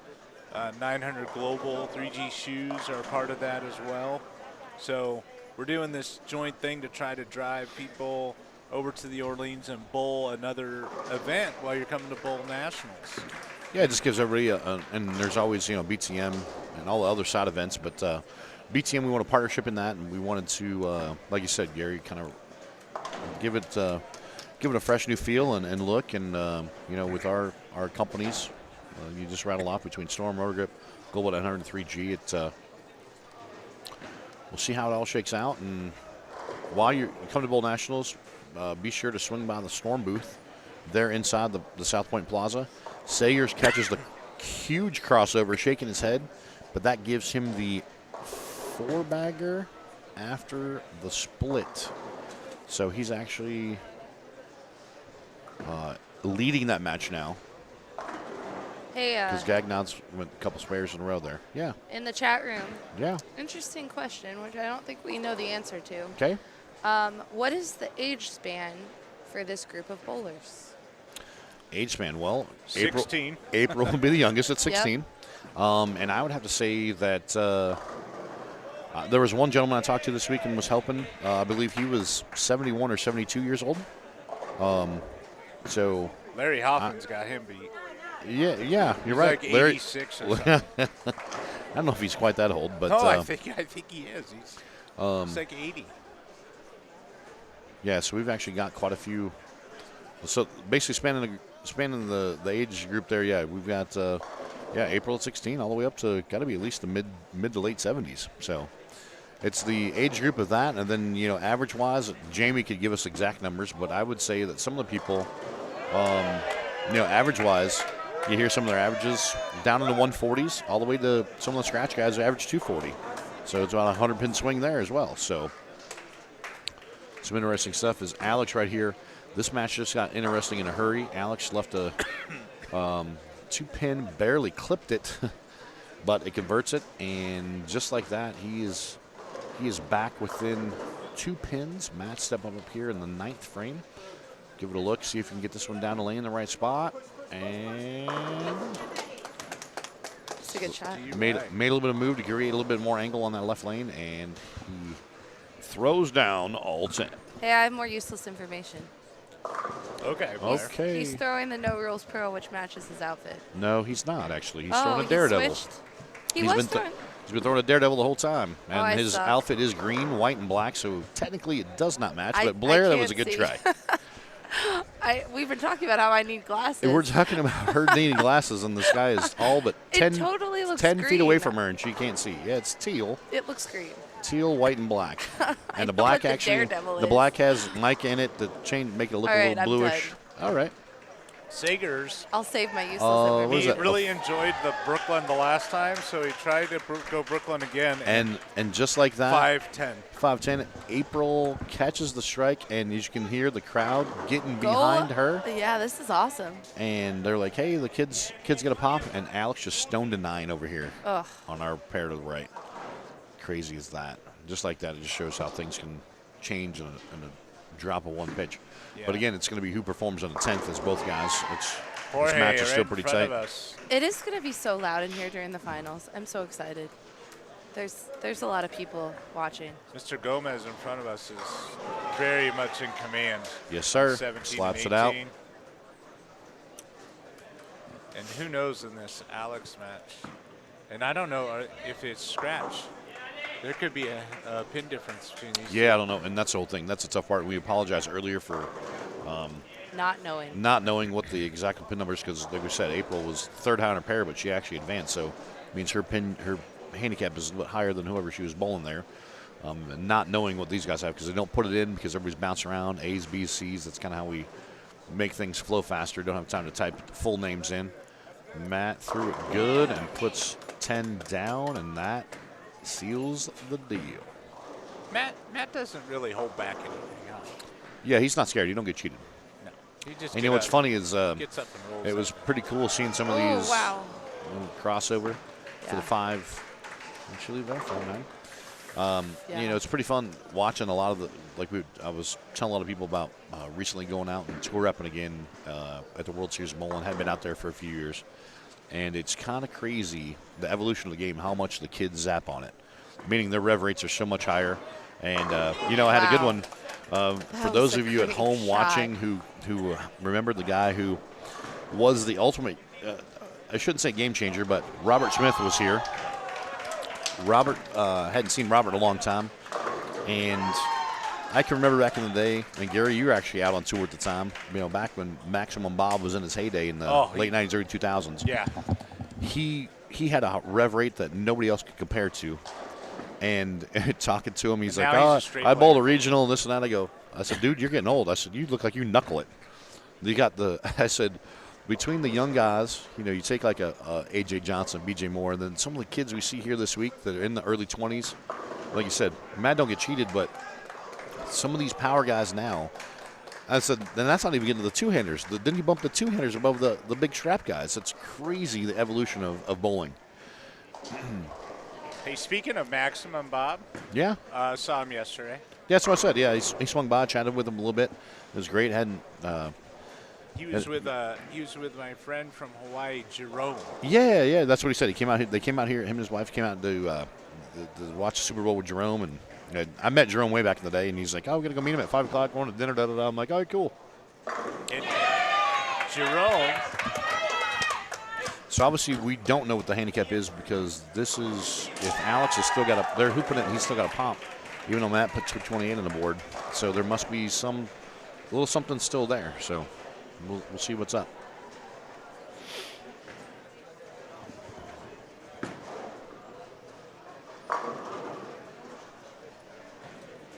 And now we're getting down to the 9th and 10th, and a lot more hooping, a lot more hollering. Love and it. again, Love the it. winners of these matches, of these divisions, are guaranteed $5,000 and a trip to the finals for the 20 grand. Thought he was giving a trip away somewhere. And looks like a little bit of a struggle down there. Ooh.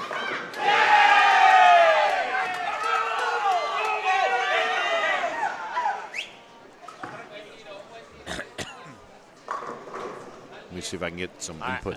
Is it a pin? What's the pin?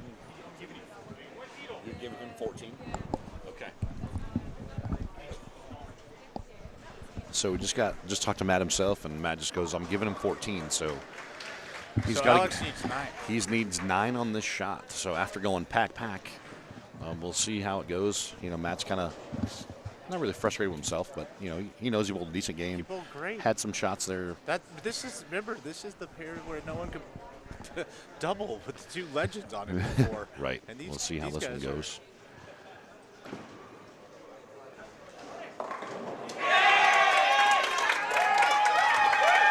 And 14 would be a tie. 14. It's a tie. Oh.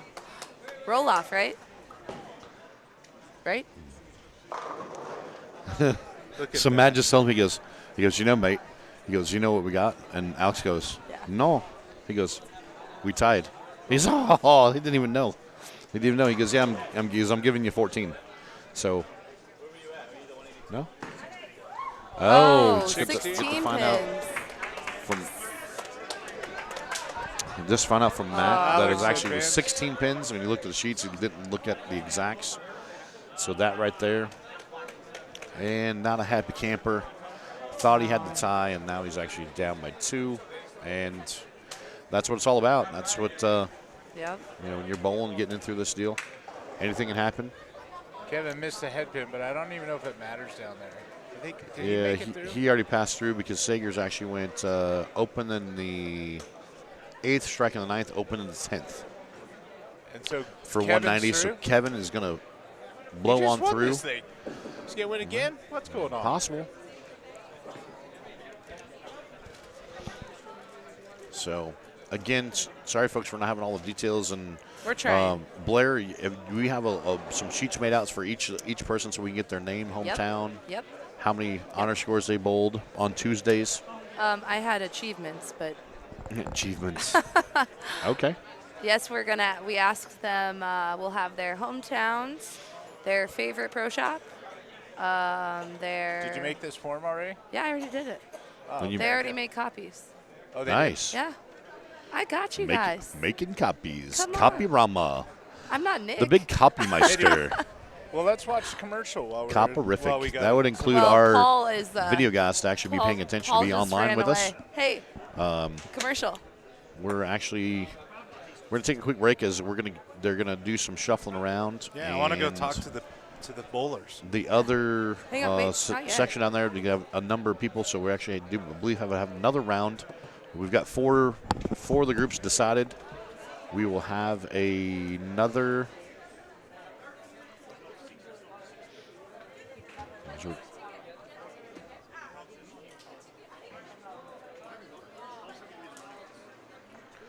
Trying to get see what's happening here. So we got some moving and shaking. Take it to commercial. We've got some people that are frustrated. Yeah, we got something queued up there, Paul. We could take a quick break, and then we'll come back to you shortly here from the TAT We'll be back. at the Orleans.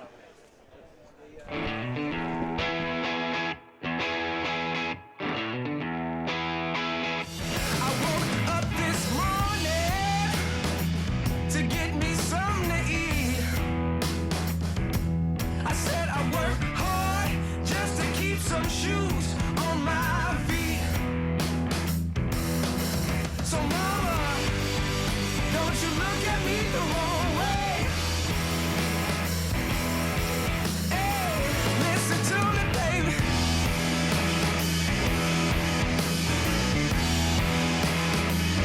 My papa called, said all you do is play. Well, I've been drinking all damn night and smoking all damn day. So papa, don't you look at me the wrong way.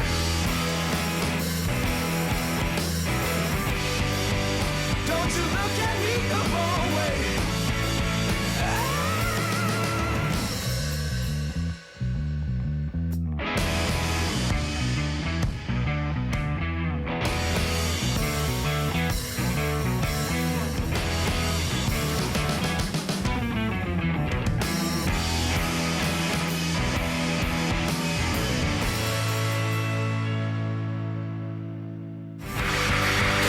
Don't you look at me the wrong way.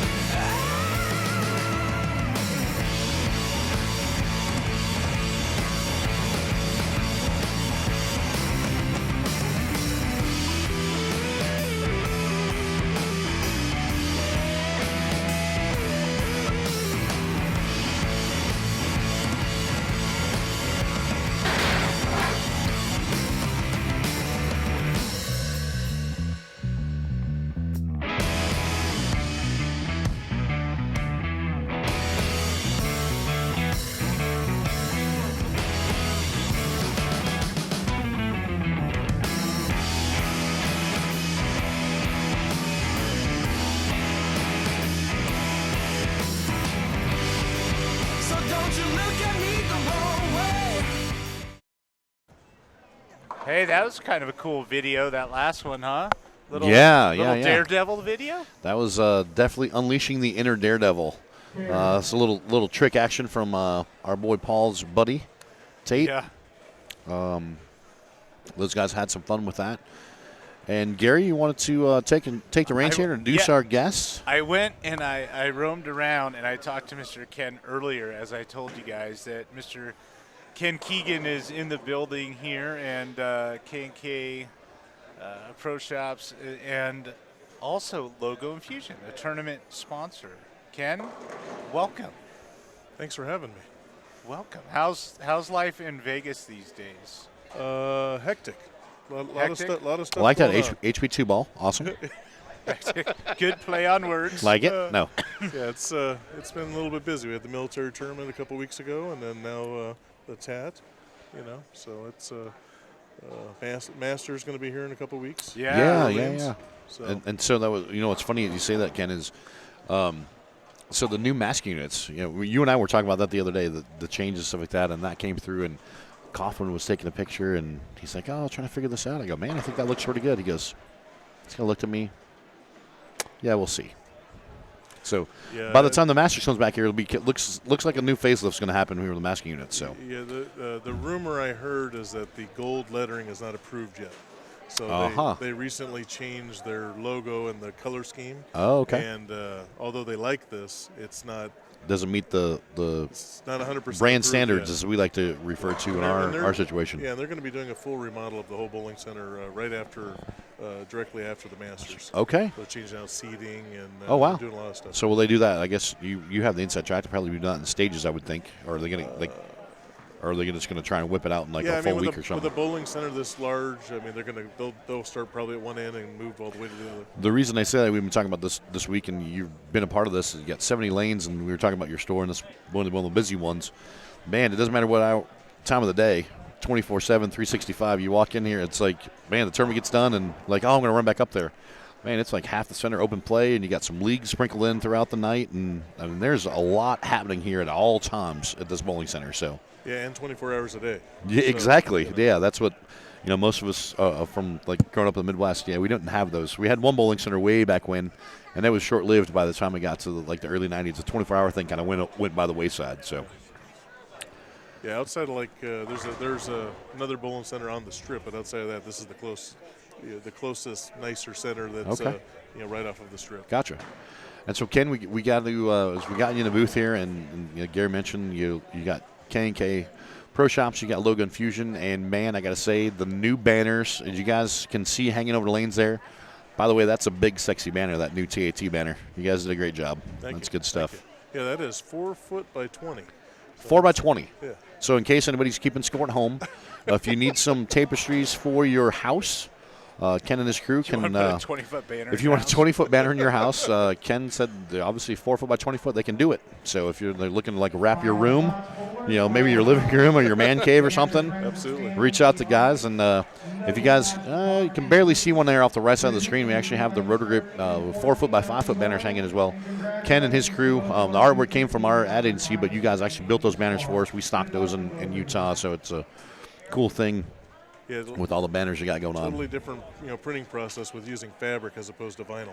Oh, so absolutely. It's all over print, so it's that's how where the future is going. Yeah, and we're thankful for having you and your team. Whenever we're working on projects, on whether it's banners or doing shirts or stuff like that, and your team of artists, and I was fortunate enough this past summer to actually come by your place and actually see the whole process and. Yeah. The dye sublimation thing, if you've not seen it, granted there's different variations of it now, but the process you have with the big rollers and the print and, having the seamstress, you have all the people sewing, and it's a pretty cool deal. It gives you a new appreciation on how the whole thing works. Yeah, I'm still a little confused. I walk out there and I'm like, we're good? What's going on here? I don't really know. Right. Well, one of the things that, you and I talked about, Ken, just a couple days ago, just here at the bowling center, was you control the process from start to finish, and I don't know if you're the only dye sublimation company that does that, but you are all made here in the USA, right? Yeah.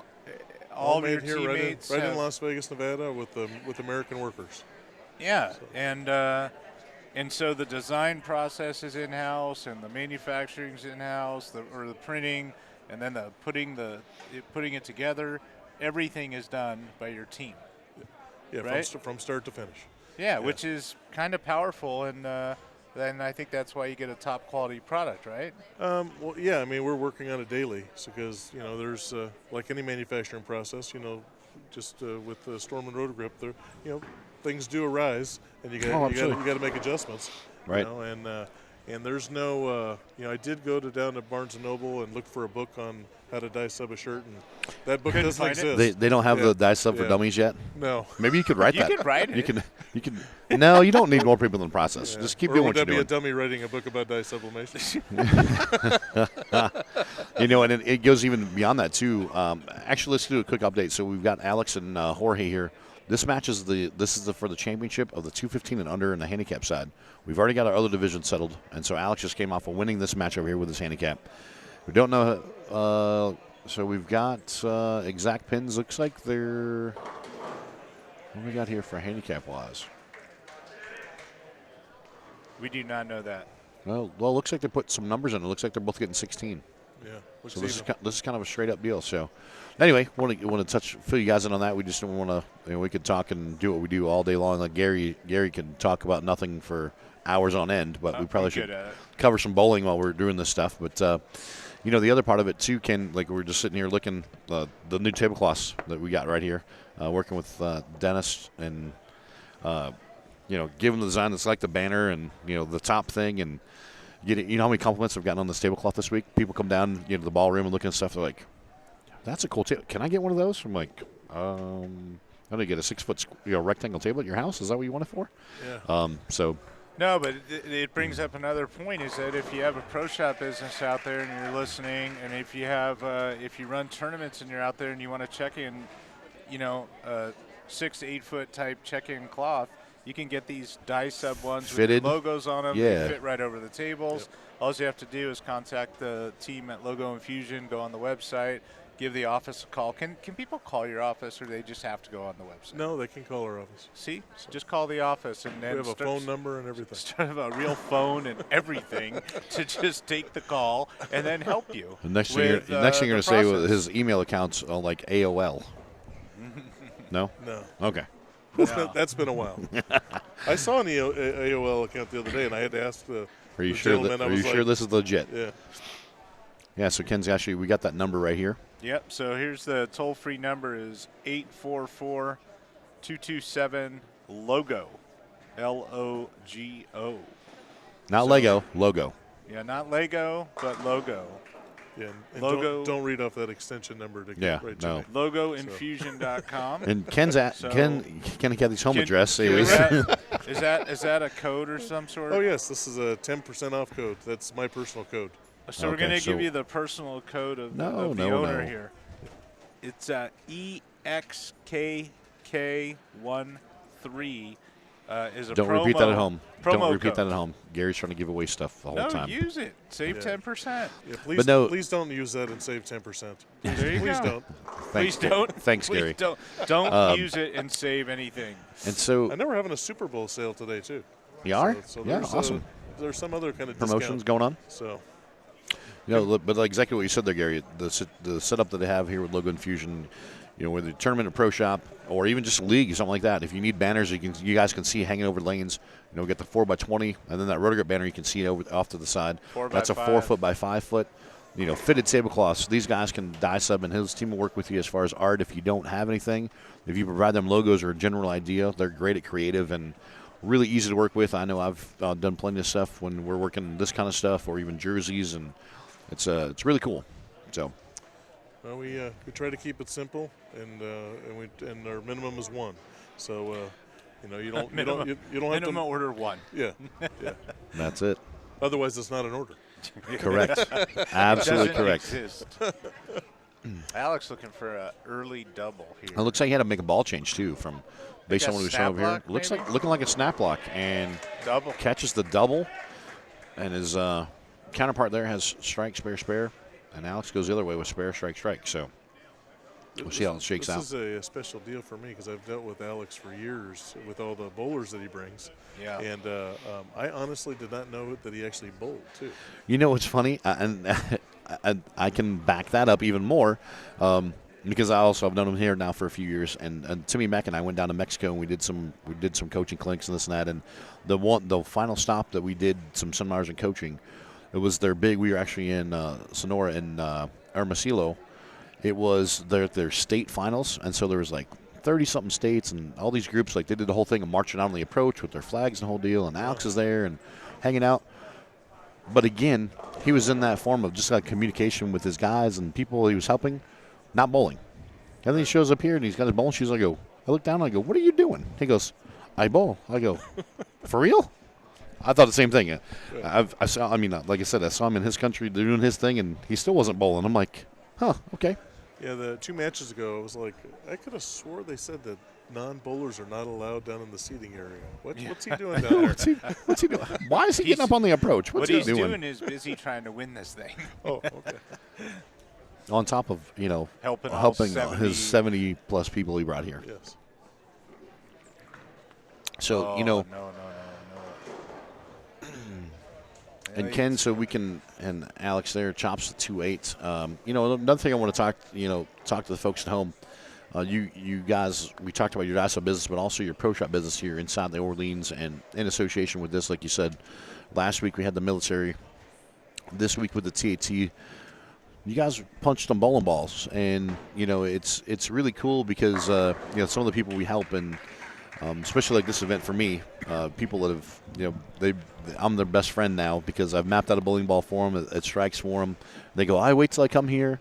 I'll Schlim map it." And then the guys here at K&K actually drill it, and you've had a team. It's been so busy for you guys. You actually had your team cycling through. You had, I think, at any given time there was 3-4 guys working. Yeah. You guys had a busy week in the shop. Yeah, no, it's we've been in these in the Boyd Gaming casinos for this is our 9th year now, and these are the type of events that make it all worth it. Right.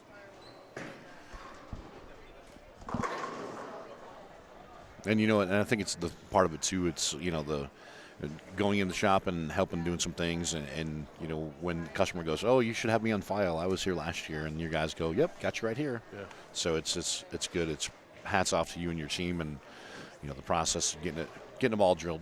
Yeah, we're still a little archaic. We're still on paper. Everything we have, the last 17 years, every ball we've drilled, we have everybody's sheet. So hey, you know what? It's not a bad thing sometimes. You think you could go in and just take all those sheets of paper and just maybe data enter them into a program? How many years would that take? Years ago we tried that. We secured a software program, and so one of the guys that worked for me at the time, his girlfriend was inputting all this information, and before I knew it, she had put in 1,500 sheets into this software. So I randomly chose some sheets, and about 50% of them were not correct. Because so 5/16 and 5/8, they're kind of they start with a 5, So I was like, I think we're going to stop on this we're now. good. Yeah. I'm surprised, in today's world, it'd be one of those deals you probably have an app where you could probably just scan it, and then it'll just read the paper for you and keep it there. Or maybe that's a system you do, actually. If you have an app where you just have you guys, even though you write it by hand, you still just shove them in the scanner and let them drop into an app, or maybe it's an idea you guys build one. There's definitely a need for it, that's for sure. Especially with we have 4 locations in town, so we have a lot of customers that bounce back and forth between the locations. Yeah. And Alex opens again. He's got back-to-back opens. And so this match just got tight in a hurry. So we got strike. You got 79 up in the 4th, spare in the 5th. And Alex has got open for 85 in the 5th. So we'll see how this all shakes out. Like we said, we've seen it before, and anything can happen. It could go one way or another real quick. It looks like in the final match we have the opportunity for the special bonus for the shirts we were selling this week. We have 2 bowlers absolutely in the final match. So we can actually, and Alex carries the crossover, so hopefully that'll help loosen up a swing. And what Ken just referenced is, let's see, Kevin Gagnon, and who else? I don't know who else is down there. We've got, you said there's somebody else that's wearing the specially designed TAT jersey. So, working with Brandon this year again, having a kind of a unique design for the TAT. Has a regular logo on the front, but a design where you actually have the same style with a few color variations off of it for sale here. And the people could actually we announced it early enough to where they actually, quite a few of them, like Kevin, example, I don't know who else has got one, but they can actually get it ahead of time with their name on the back of it. So now I'm getting the authentic design for the week, and I got my name on it. So yeah, pretty cool deal.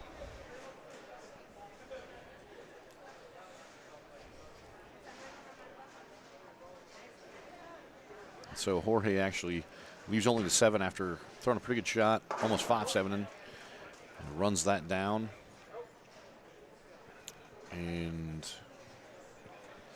it doesn't matter how good of a bowler you are. When there's 100 people standing behind you, you're the only 2 people bowling in the center. It's that's nerve-wracking. And that's what we were talking earlier. And Ken, like you said, you've been around along with these. We've seen a lot of different mega buck events, and again, the variety of players we have from the skill set of 140 up to 240. And when we got to actually the couple rounds before this, people started to feel a little bit different. They're like, man, there was 800 entries this week, and I'm a step closer to $20,000. Right. Like that's a mindset that, we're not talking like Walter Ray or Pete Weber or Norm Duke or Belmo or any of these players. It's, man, somebody who bowls Tuesday night league wherever they come from, whatever country they come from, because we have international flavor from around the world, and $20,000 is a lot. And like we were talking before here in the shop, let alone trying to throw a 36 bagger, shoot 900. I don't know if I could throw it for the wheat for 20 grand. I can't double. And me and Gary in the same boat. It's like, man, you get 2, you get nervous. Like, whew, one more and I'll get a turkey. Right. Like, then the turkey pops up on the screen. So, well, just don't look up on the concourse. Exactly. And like you said, there's a lot of fans. Well, yeah, fans. Well, people have been spectating all week they're here supporting whoever they're with, and also the bowlers stick around because they want to see who's going to claim that $20,000. And so that changes the game there. Jorge split and open in the 7th, and see what Alex can catch. And Alex, I do not like this ball change. Yeah, he's sensing a little frustration there. Comes up a touch light, leaves a 2. But again, it's about filling frames, and Alex, even if you look back to his match against Matt over here, where he thought it was the 16-pin deal. There was a 2-pin that Alex left in like the 3rd or 4th frame that he barely knocked over. It was one of those deals where he clipped it, I saw that, and it barely fell. So you think stuff like that's got to way back in your mind. You're like, okay, 2-pin. Well, last time I threw this, I barely touched it. Right. Hey, Ken, I have a good idea. Yeah. How about Kathy sits down? How about I go get some scores stuff, and Kathy comes in and chats for a little bit? What do you think? I would be very interested to hear what she would say. Let's do it. Yes. Kathy, let's do it. Come on. So Gary's going to go run some scores and actually get some more information for you. We're actually getting some player bio sheets from our finalists, and we're going to actually get the better half of K&K. She's going to slide on in the booth here after she gets adjusted. We got, and she's probably going to have to make those smaller because Gary's got a big head, so just shrink it down there. Welcome to the broadcast, Kath. How are you? Good. How are you? Well, like I said, just announced to you the better half of K&K. Both, I'll give her style points, give her good looks, and you got to keep this guy in line. I definitely married up. Nice. So you guys, it's good, and we've been talking about some different things from the pro shop to logo Infusion, and I've heard the story before. You guys talk about your past of coming here, and you guys been at this together for a long time. And it started with the pro, kind of the dream deal of the pro shop, and it's cool hearing stories about when you think like, oh, this is what we're going to do, and you guys look at each other and go, okay, this is the route we're going. Did you ever imagine that? How many years ago did you guys start business in the K&K deal? 17. 17. Did you think 17 years ago you're going to be as big as what you are, have this other dye sublimation company and all the different things going on? Did you ever think that? Did you see that as a possibility? I mean, no, it's for I myself, I don't because 17 years ago I quit a corporate job to kind of get away from people. Figure if I run my own business and just do my thing, I can work during the week and spend the weekends with my wife. And 37 employees later, it's kind of God's joke on me. Oh, you want to be by yourself? Well, let me multiply it multiple times. It's funny how that works. And so, God, and you've been instrumental in helping grow this process as well. And most people don't know you. They see Ken, and you're always kind of like you're making sure things are in order, and you keep track of a lot of things. And so, for those of you who don't come out, you need to see the whole process, everything going on. How do you do it? How do you keep this guy in line? Is that possible? Or you just kind of like, just don't screw. You just like don't screw anything up. You can be honest. Right. You can be honest. No, I let him do his thing because he's good at what he does. So absolutely. As long as I just make sure, if something doesn't sound great, I'm like, hey, what's going on? Let's discuss this. Yes, right. exactly. I don't think that's going to work. Hey, by the way, I'm not only your wife, but I'm also your partner in this. Absolutely. Make sure we're keeping each other in check. So. Well, we're in June. Will be 23 years we've been married. So that's awesome. I believe in transparency. So whether she likes it or not, she hears about what's going on, and really a lot of times it's me reaching out for some advice. And that's the only way to make anything work, especially not only from that side, the home side of it, but also the business side, like you said. And it's great to know stories, and actually for myself being a part of like what Bill and Barb built, and you guys can appreciate that as well. It's, we got this idea, we're going to start with this, and here we are. Storm went from a ball cleaner company in their garage to I like to call the empire that Bill and Barb built. Right. It's pretty cool to be a part of that along the journey. And Alex actually had a shot there in the ninth and split. Let's see what he comes up with. This might's in through the face for kind of high flush for 4. So we've got a tight one here going again, ninth and 10th. Still got a chance. Never know what's going to happen.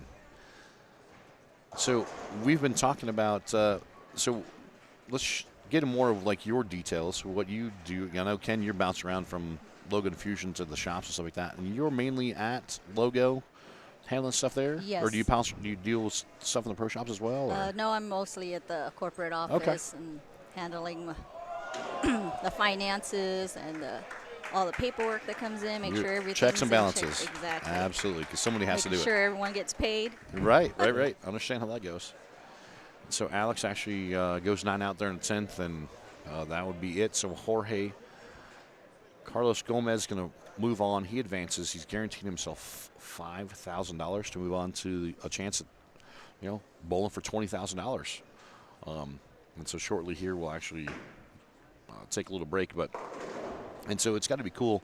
Like I said, I finally got to come over to your place when we were talking about the banners and tablecloths and all that stuff, and you being there at corporate and seeing all that stuff. There's got to be a lot going on, too, with, like you said, your checks and balances, but, like, the machines and all the other stuff. Do you deal with all that stuff, or you just make sure, like, hey, guys, just make sure we got all this going on, make sure nothing blows up kind of thing? All right, we have guys that are there to handle all that. She's like, for I got us people. and stuff. I got people. I got people. Yeah. All right, that's cool. One thing that we've had to learn over time is that knowing it all and being involved in every aspect of it, will slow down the process of growing. Right. So we have we wouldn't be able to do what we do without the team that we have at both companies. Right. You got to trust your employees. Oh, absolutely. And that's been the big thing. Do all that for the big intricacies. I mean, that's big and integral in the growth of Storm. And that's, when people thought Bill was crazy, Bill and Barb, and the whole thing of, I'm going to hire a bunch of bowlers. And they're like, man, what are you guys doing? And you look at everybody's background that were all inside of that company. You guys have done the same thing. You get people who understand bowling, understand the business, and like I said, your creative team, and on the artwork part of it too, and doing the dice elimination and everything else. Okay.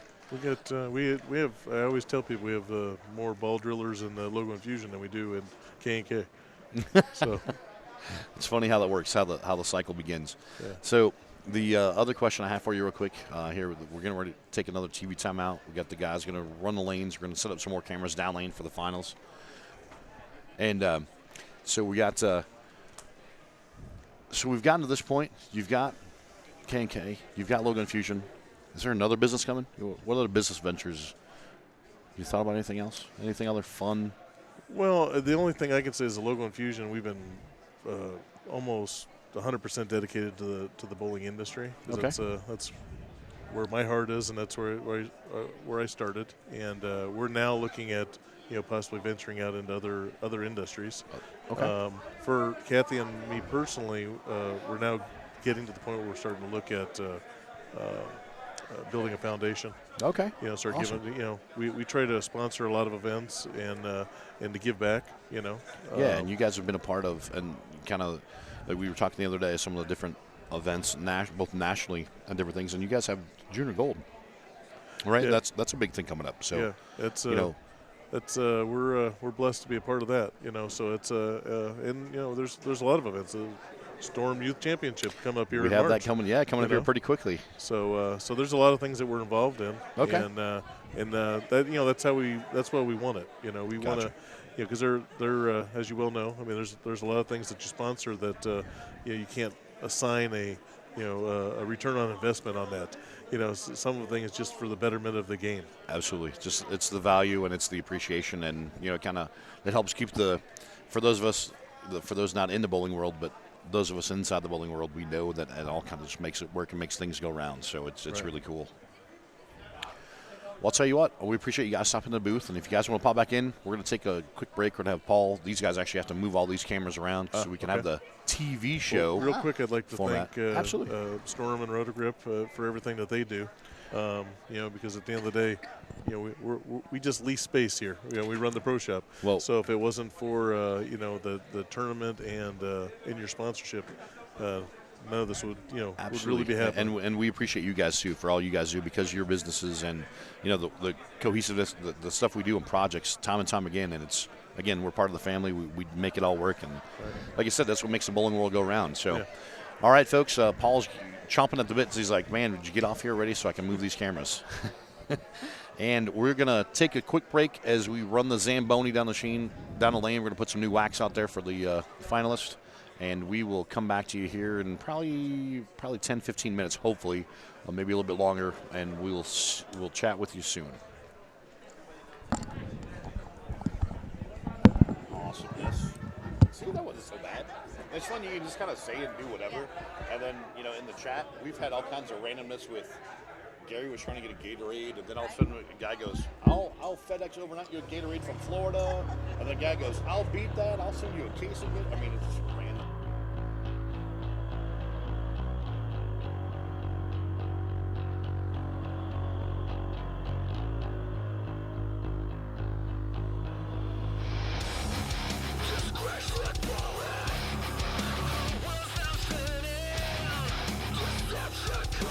The first thing that I thought of was it had that wow factor to it, and it has that unique color to it.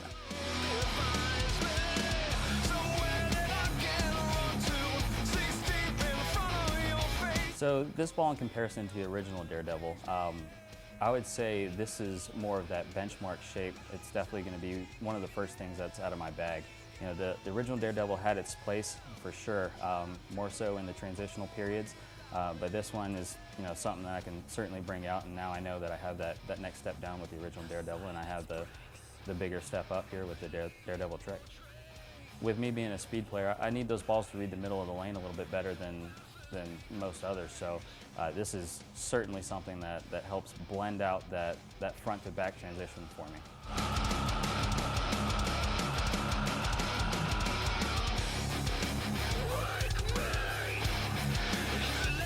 I got to drill 2 of these so far, a pin up and a pin down. My axis is 5 over and 1 up. So far my favorite is the pin down. That's kind of been what I've been gearing towards lately anyways, and the reason why is because I've actually noticed that with the pin up stuff, they read a little bit quicker. So I've been geared towards the smoother continuous shape. This ball is probably a good 2 feet sooner than the original Daredevil, but it keeps going. It's smooth, it's continuous, and just doesn't stop.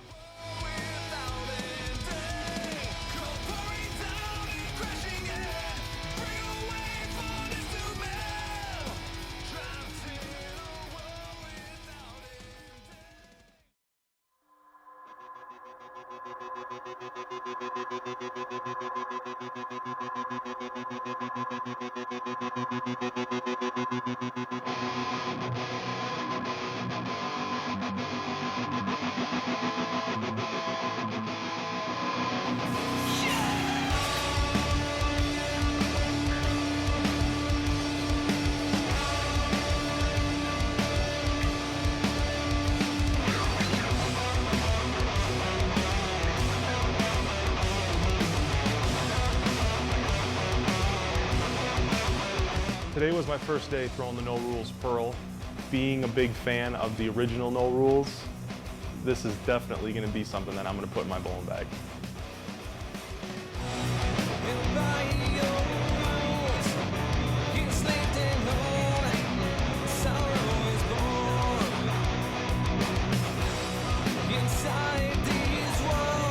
When the No Rules kind of goes away a little bit, just seems to be a little too strong. The No Rules Pearl will fit into it really good. No Rules Pearl just gets down the lane a little bit. It's the same core, it's that chaotic core, just with the new amped Pearl cover stock. When you need to kind of just get a little bit further left and you need to have a little bit more change in direction down the lane, this No Rules Pearl is going to be the ball for you.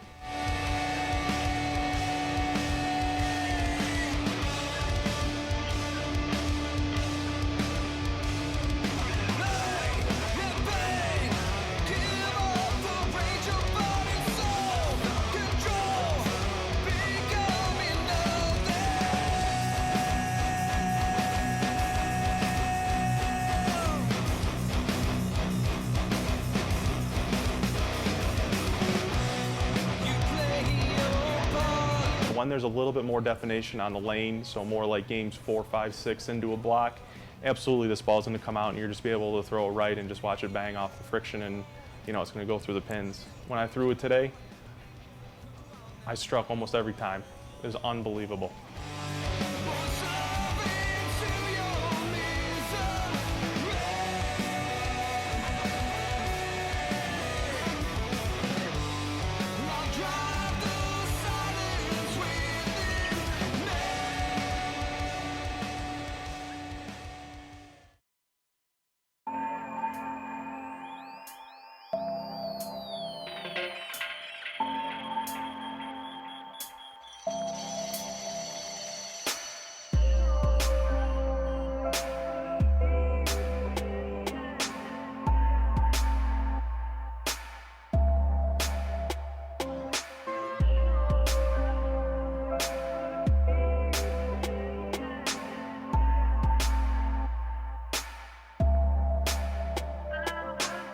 My name is Restrepo. I'm from Colombia and I've been bowling for 16 years. My eyes got really big when I saw this ball go down the lane. It's something that we were kind of missing on the line. It comes off the spot a lot stronger than what we have.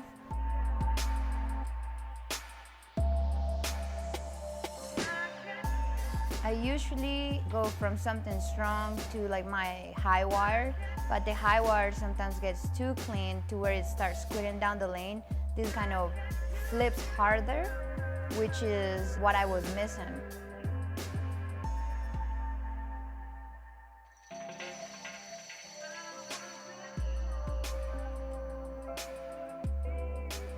The all-new Daredevil features the brand new Madcap core, measuring in at an RG value of 2.48 and a differential of 0.041. And on the outside of the new Daredevil, you will find the brand new amped Pearl reactive cover stop, coming out of the box at 1500 grit polished.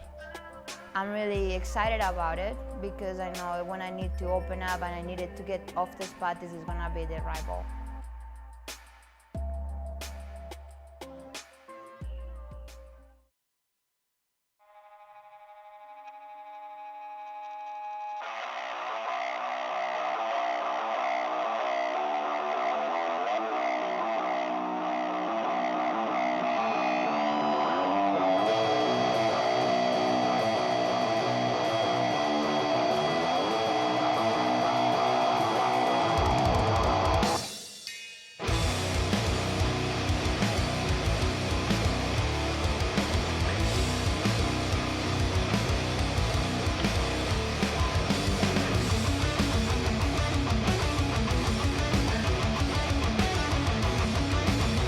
I'm here to talk to you about the new Reckham.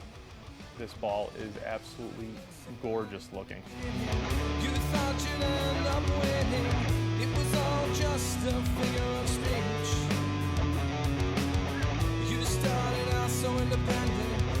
And then I realized it looks good and it also performs really well.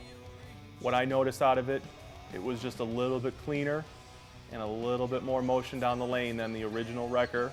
And then it's a great complement to the new Wreck-It that just came out. In a normal tournament, especially in the PBA, this ball would come out of my bowling bag, definitely later in the blocks, more so maybe like game 7 or 8 when it comes to more definition on the lane, a lot more friction. Seeing as it's an HP2 ball, you know, packs a bang for its buck.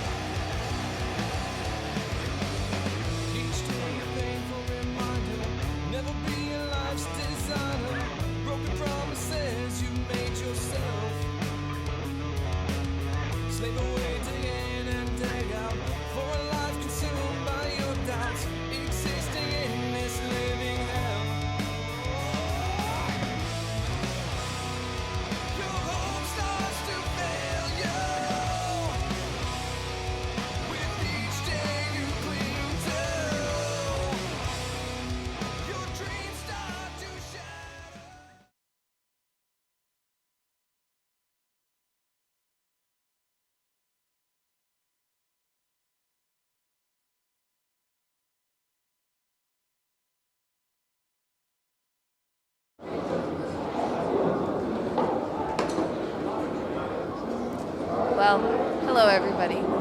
I've been abandoned, so you get me. We are getting ready to bring you guys the finals here. Everything's getting set up. I have no idea where Gary and Schlem are. They abandoned me. So, what's up, peeps? Peeps, taking over the feed. It's cool. It's cool.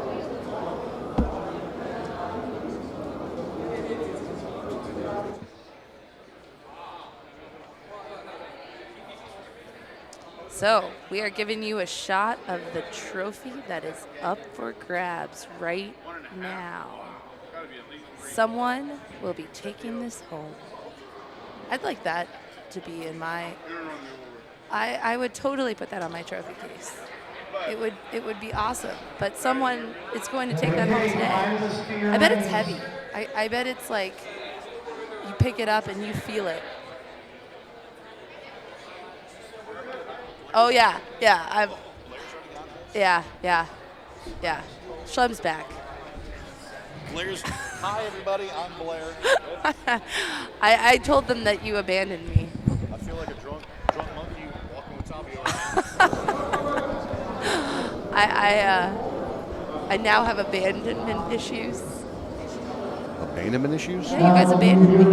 Well, sorry, I got tied up conversation, and Wendy, April wanted a photo with me, Wendy, and her, and chatting about stuff, and sorry, I got tied up. But it's okay. It's all good. I held down the fort. You did awesome. Thank you much. I don't know about that. We had a really great shot of the trophy that is really heavy. Yeah, that's that trophy is legit. No kidding. So I got Terry Leong asking me questions on the live stream.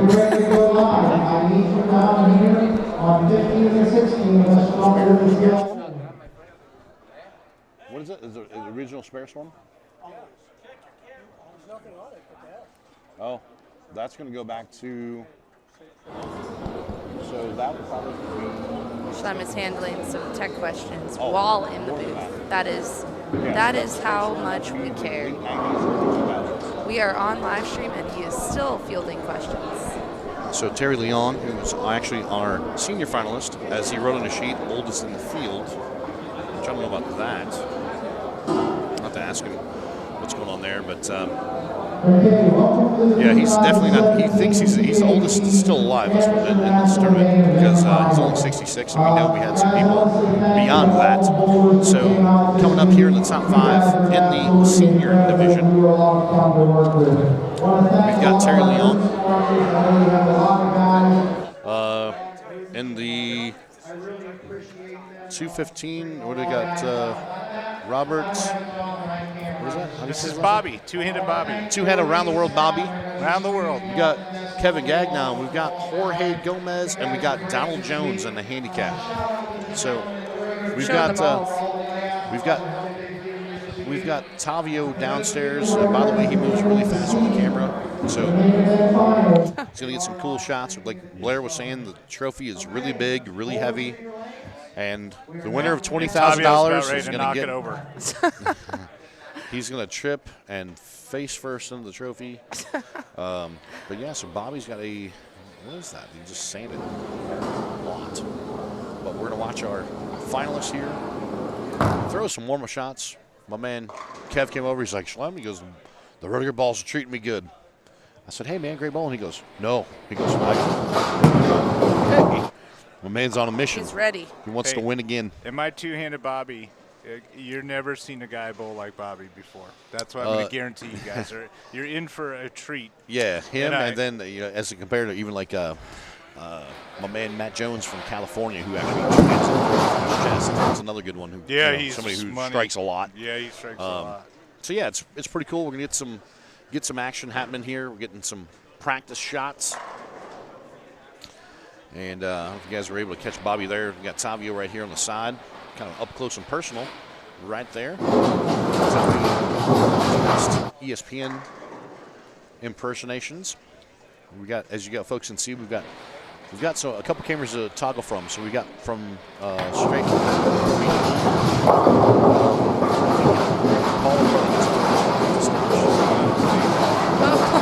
Oh, that's why you hit me. Okay.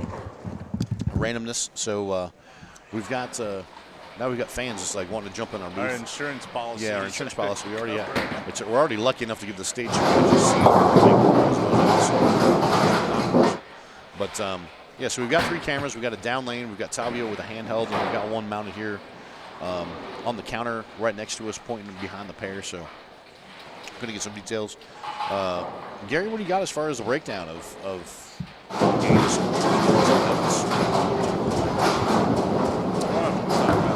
Bobby. I love it. I want to talk more about two-handed Bobby.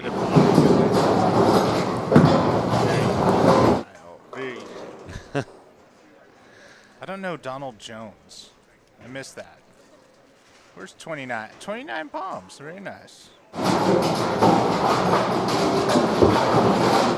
Kev, you already went through the list of players, huh?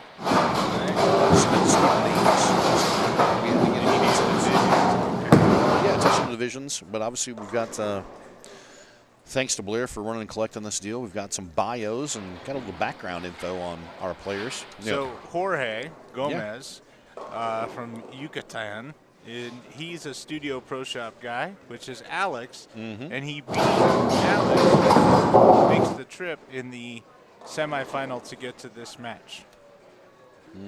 That's not good for his travel home, is it? Probably not. 14 300s. Wow, that's a lot. 215 under, yeah. And you guys will be surprised with this. Actually, that's Jorge right there, up close and personal. If you see it right in front of you, that's Jorge throwing the pretty good. Jorge he likes soccer. Imagine soccer that. Popular in Mexico? Let me just tell you about that. I was down there, like I said, I've never been to Mexico, and I just went down there with Timmy. We did some coaching and clinics and stuff, and they love their soccer. They love baseball. That's another big sport that's happening.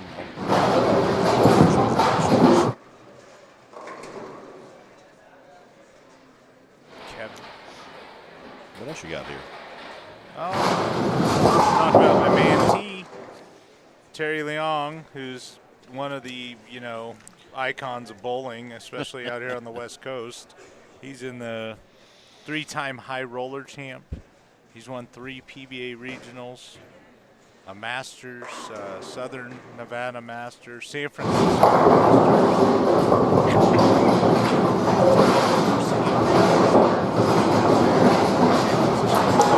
Meyerhoff, Timmy Max. Yeah. Buddy. Big. San Francisco, but then here in Las Vegas, of course. All right. Yeah. This guy's been bowling good for forever. Kevin, who's on the screen right now, just told me he's trying to. He's had a lot of different, and he's got an incentive to win with a Roto Grip ball. Yeah, there's a kicker. Yeah, and I can't remember what the exact kicker was. I want to say it's Logo Infusion and Roto Grip. Yeah, partnered, and if anyone's wearing a Logo Infusion Roto Grip jersey and throwing a Roto Grip ball, and they win. That's right. That's right. I think Kevin had any success here.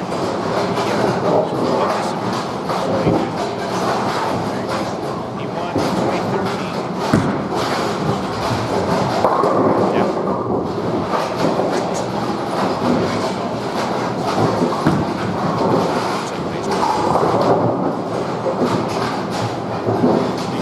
Baseball. Yep. And so, Darren, so you got Darren Peters, you Storm. got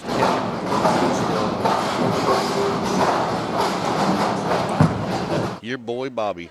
All. By the way, poker, and all I do is bowl. And he likes eating pizza. That's what he likes doing other than Beer and bowling. So he's from San Bernardino. His home center pro shop is looks like Bowling Lanes. Actually, a buddy's pro shop guy. So Buddy's Bowling Supply looks like. And that here's something else. What's cool too. So we're gonna start with this. So I'm just reading about it. Started bowling at age 6. Terry, he's 66 now. He started bowling when he was 15. Looks like Jorge started bowling when he was 12. Kevin started bowling when he was 4. That means he could barely walk when he started bowling. And then we've got our guy Donald Jones, who actually started bowling at the age of 13. So that's kind of cool. You know, you think about the lifetime. And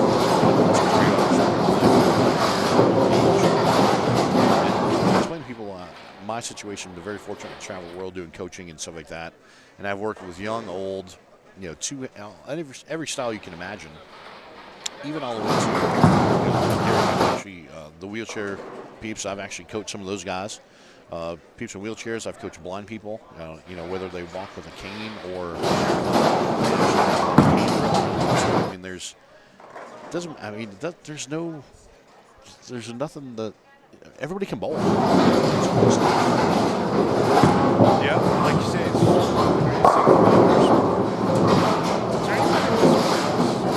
not throwing a Storm or Roto Grip ball. You know, we don't have. I think Tavio did the walkthrough down there. It looked like everything seemed like there was a lot of Utah down there. Yeah. You know what ball was really good this week? How do we hear it?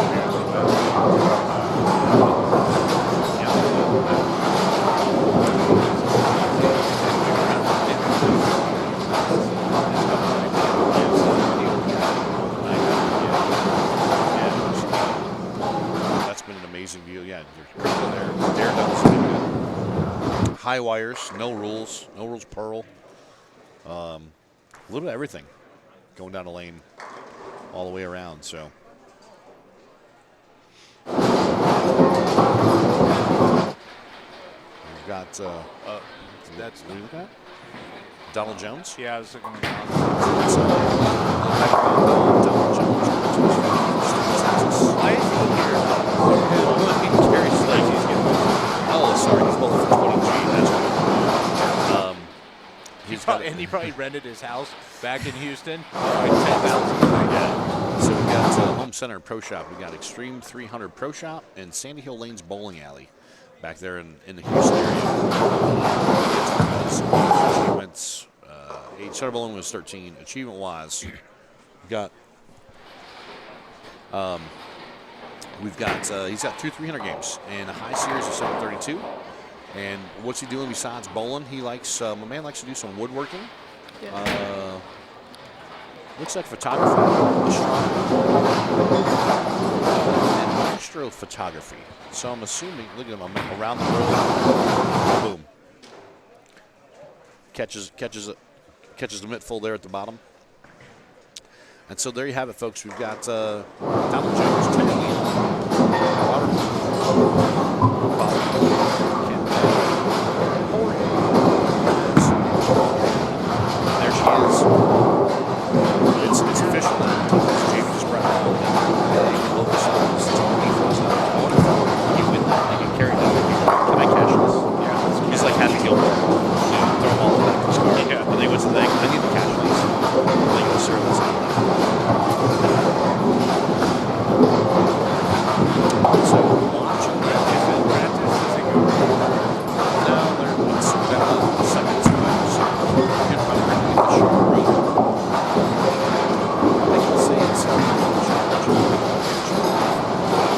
Did you feel that everybody was like really matched up? Like, No. Yeah, I had that same feeling as well. I have a feeling that 112 is going to win this thing. It's a $20,000 first place prize. The total prize fund in the top 5 is over $45,000. I don't know many PA events that pay that much for the top 5. So let's give our 5 finalists a round of applause here. So the winner's going to get $20,000. The other four bowling this match as well, they're each going to claim $5,000. Okay, time for us to go live and get them underway. Our Leonard A. Bowler is our under-division champion. He's out of San Bernardino, California. Bobby Canderell.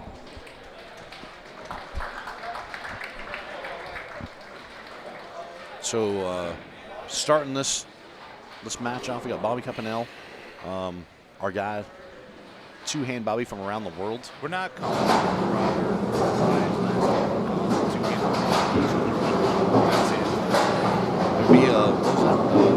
I have a good story because I just went and interviewed him. Okay. Do you want to know about it? Yeah, I'd love to. This style? Yeah. He used to bowl traditionally with thumb, fully in and one hand. Okay. And he said, I said, were you good at that too? And he goes, no, I bowled 190 on a house shot. And then he went to a two-handed without his thumb. Well, then like a year ago, he said, I went to put my thumb in the ball. So now his thumb is in the ball, but it wasn't in the ball like a year ago. And he was still bowling 300. Crazy amount. Yeah, 78 300s. So let's say he does strike plenty when he's on the house shot. And obviously he's been bowling well on this pattern, 37-foot pattern. And so we get Ed doing the announcements as each player kind of takes their turn. So Kevin Gagnon is actually second here to play.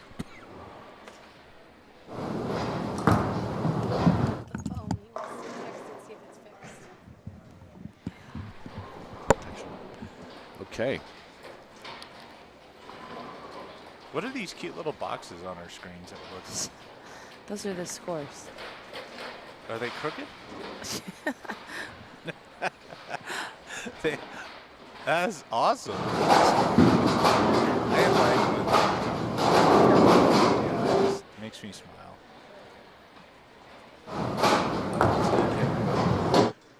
Single Kevin pin, catching the spare barely clips it. Shout out to our boy Darren Peters, actually giving us an update about the down lane camera. We're working on some technical difficulty. Hopefully we get the sound fix of that down lane camera.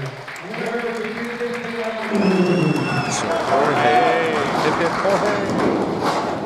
is going to step up. He's going to be third play here. TAT Finals. As like we said, we're looking down here at the nice big $20,000 check, waiting for somebody's name on it. Do we have to pay Kevin incentives for all the TV shows he makes in Las Vegas? I don't know. Every time he bowls, he makes the TV show. From 29 Palms, California, Donald Jones. Donald Jones, 29 Palms. Is that a Robert Plant song? So 29 Palms, but he said his hometown was Houston, so must be originally from there and made the jump.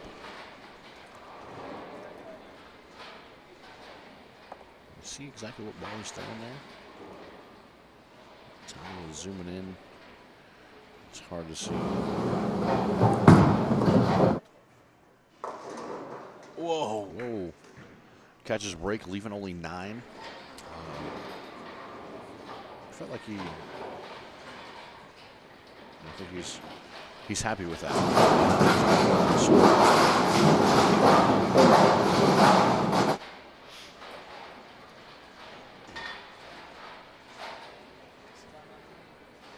So, it might be an Optimus Solid, or I don't know. No, there's a bigger logo on the side of it than normal. And our fifth bowler, who I know Danny Nago is very happy to see here. Winner is the senior division out of Nevada, Mr. Terry Young. Terry Young is our senior guy, and like like you said, he wrote oldest in the field. But I think there to be some people, like you said, the one gentleman I talked to, I believe he was like 72. So Terry just likes to think he's the old guy, which he is old, but not quite that old. Looks to be pretty good there. Looks like a snap lock, and that is 10 down. Local favorite here. Terry's helped a lot of bowlers. Over the top.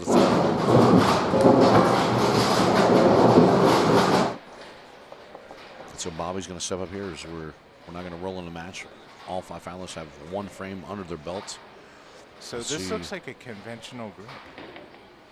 Did you see it? Yeah.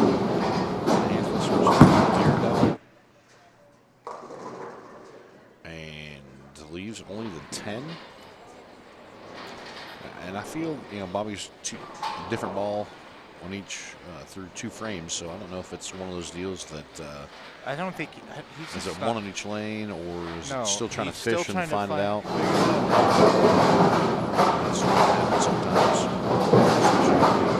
That's the crazy part too. We've had plenty of bowling, even on this pair. And now here we get to the champ, and they actually just reran them. But the thing I want to factor in, they got them in his practice, but the time between finishing all the way and when they started practice was a very short window. So the transitions could get a little squirrely in this during the course of this game. So we'll see how that all plays out as well. Now Jorge, again, with the critical. Good throwing it, misses left through the face. He'll take 9 and run on that. So again, anytime you go that heavy into the face, you're happy there's not some sort of design with a circle around it. That is right. Although it was pretty interesting, I had a lot of people laughing this week in the fact that there were plenty of 9 splits scattered around there. Our 9 split is when somebody leaves a 9 count and they don't pick it. I prefer that to a 9 split.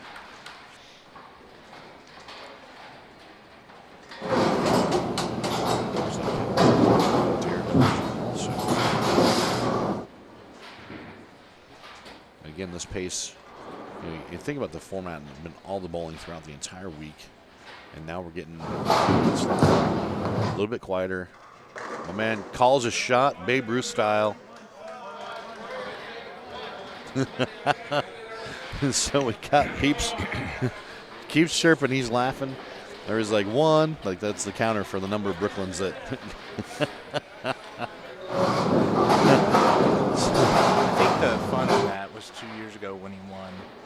He carried 3 of those in the championship match to win the 20,000.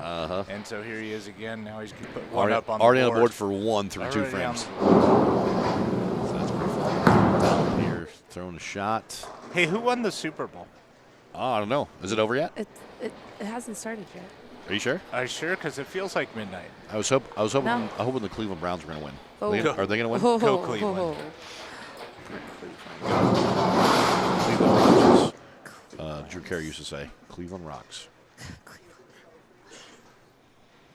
And you know what's crazy too is, the other part of the tension, and you kind of feel the change, and all the people watching, bowlers and even just other people that were not here this week, just fans, people in general, killing some time before the Super Bowl comes on.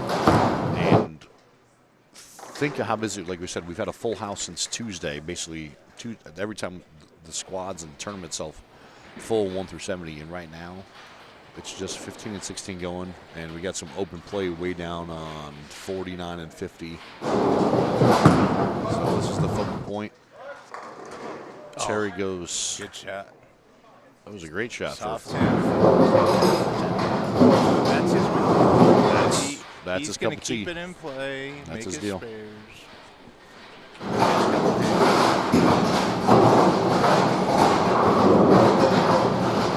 Hi, Mr. Singers. Want to come in the booth for a minute so I can break up with you? Oh, And there's a unforced error. Is that was just what I was talking about with Terry Leon going nice? Do you have your headset on? Hang on, Terry just missed that 10 pin. Terry just missed the 10 pin. It's the first open on the board here in the title match. Yeah. Listen to Schlemm. Don't. He's trying to work. Were you just bowling? I was, just like a game ago. And what happened? Bobby goes, looks like he made a little bit of a move and went through the face. Yeah, Sagers, what we got going on down there, partner? No. Well, what happened? Down in your match, you kind of split. You caught like a 4 or 5 bagger, and then you split again late. Correct. Was it something you were just kind of chasing the pattern, or just had some bad shots sneak in there? Or? Lane 7 had a hang spot on me. I went to a marble pearl to try and combat that. Pretty far left to try and get the ball to tip down lane and get around that hang spot. I just really grabbed it. Up to 5'10", and it's a really good shot in the 10th. 5'10". Oh. Yeah, 5'10", running away. In the hole? Bobby, like, was that in the chops pocket? it for 2. No, not in the pocket.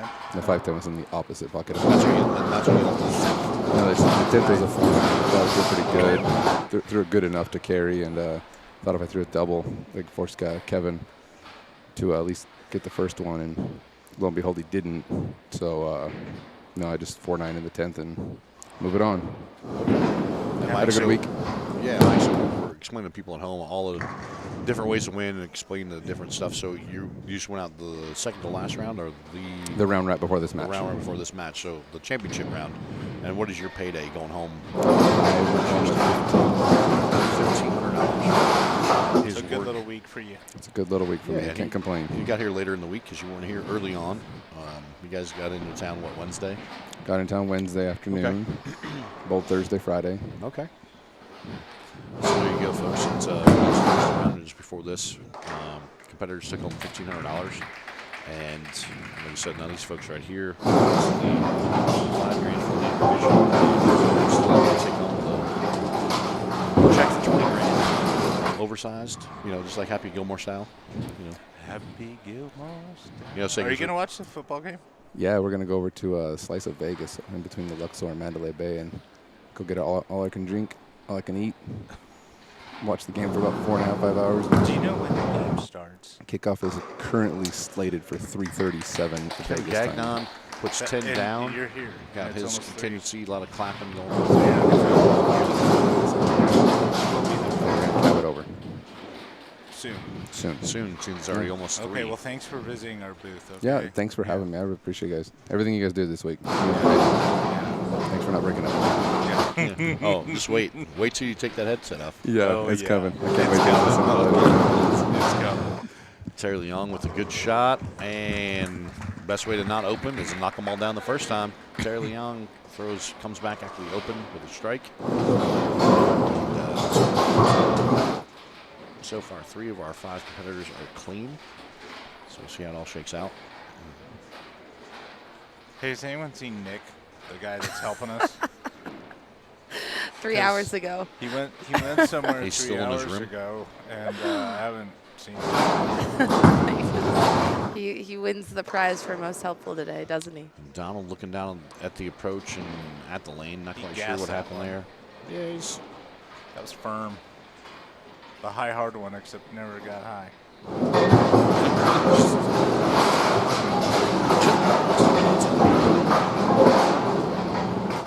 So folks at home, how are things going? Gary, do we have that, what do you want to do as far as giveaway? It seems we're, Well, we don't have that we were hoping to get. Spare? Okay. Down, put the spare up on the board. Chart rebound at the 369 So it seems to be some confusion happening here against a couple of players not going out. Looks like Marathane jumped out and smacks a 6, leaves a 310, and so doesn't look too happy about that either. So you know who is happy? Shaking his head, not even paying attention right now. He's like in another world. He's having other conversations with, Marvin Hale. compete. Down here.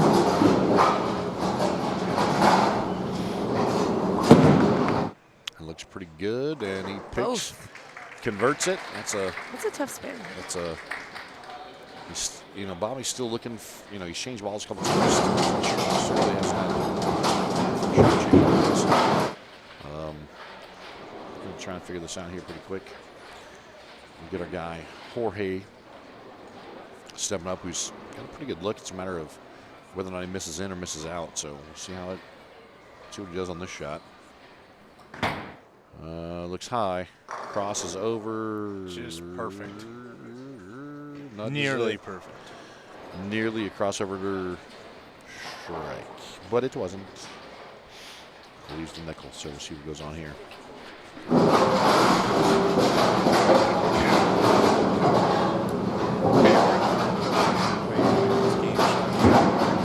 gonna win?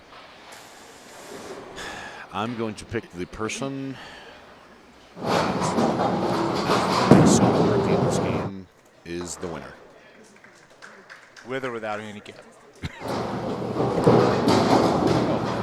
Highest score. Yeah. Total number of pins, including handicap. That person wins. Celebrity sighting in the chat room. Uh-oh. Who? The Tim Mack. Timmy Mack. Tim Mack. He must. Is he? Timmy, are you in Columbus? He's in another part of the world, I think. Nova Scotia. No, I think he's in Columbus. Iceland. He's in my hometown. Timmy, did you go to Russia? That's pretty great. Think about this. Kevin Blair rolls it and smacks out the 8. Oh, Last to fall. Pretty good pitch and pins flying, rolling, and boom. So Kevin's got we're trying to talk bowling. You guys are trying to talk everything else but that. So Tim Mack. I don't even know what I'm saying. Timmy Mack, did you get your the gummy crawlers yet? Like we were chowing on this week here in Vegas. Hopefully you get find some of those. Like I said, He is rooting for Terry Leone. of course he is. He's known Terry since he was through the phase cave. Wow. By the way, he's going to take it. He's not going to give that one back. I don't think he would. I think Timmy's known Terry, or Terry's known Timmy for many, many years. And so it's a change of pace. Yeah, please. So we're going to bring Tournament Director Jamie McWilliams up in right now. I'll leave. He can give us shed some light, share some detail. Okay. Hold on. Tim Mack called Kevin a young Steve Cook. Well, I wouldn't. But that's very nice. That's a good yes. Ladies and gentlemen, boys and girls, fans from around the world, TAT Director and actually now TAT owner, Jamie McWilliams in the house. Jamie, what's going on, partner? I'm just happy to be here, Chris. How are you? We're happy to have you here, and man, we got to say it's an honor. You've been doing this for quite a long time, and to explain to people that you've kind of been around this your whole entire life, and other people think you've been for years. They never come down to the balls or layouts and stuff. And I can remember when there was nowhere near this number of people. Like it's grown by leaps and bounds. And it's even just in the last few years that Roto Group's involved with the February one, and we got some on the summer one. The growth has been phenomenal. Yeah, we're doing a lot of things to try to get the guys here. We've made a lot of changes. Guys and girls. Guys and girls. Everybody. Of all Kids, ages. old Absolutely. people. Yep, we had all. We had a 14-year-old girl make. 16. Yeah. And then one of the older gentlemen who was this week, he told me a couple times he was 72. So I don't know if he was the oldest in the field. No, we had an 80-year-old. Had an 80-year-old in the field. So there we go. 16 years old all the way to 80. Yep. We had that question come in through the chat. Yep, like I said, anybody can compete here. Anybody's got a shot. April, I think she did pretty well. She almost made the top match, Yeah, I think. yeah. She's been on a tear of late.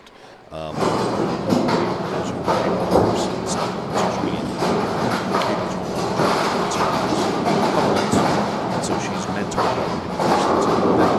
She's in good hands. She's learning bowling balls and understanding bowling at a pretty good level. And so, Jamie, we're glad we get you here in the booth with us, and hopefully you can maybe give us some ideas as far as like just some of the stats of the tournament. So how many entries did you end up with this week? Do you have that number? I think we're about 3,500 entries. 34,000. I still have to do some numbers. Yeah, it's been a long week.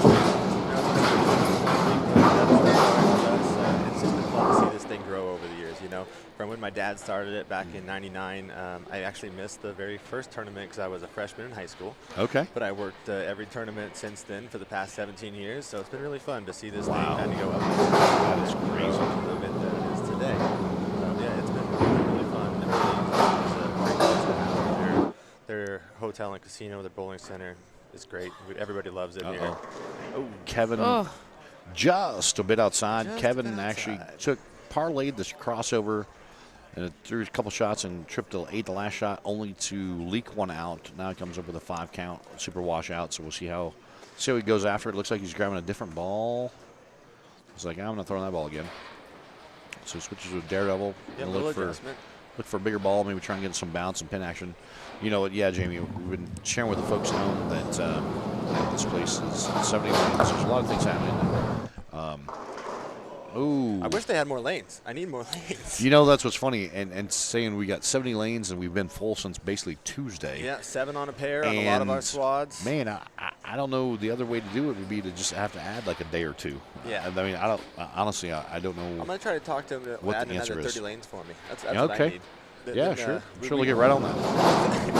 With the first round of the finals, we had 225 total get a shot at the grand. And I couldn't fit them all out on the lanes at right. once. Terry Young. But yeah, I couldn't fit them out on the lanes all at one time, so we actually had 2 first rounds, put us a little bit later.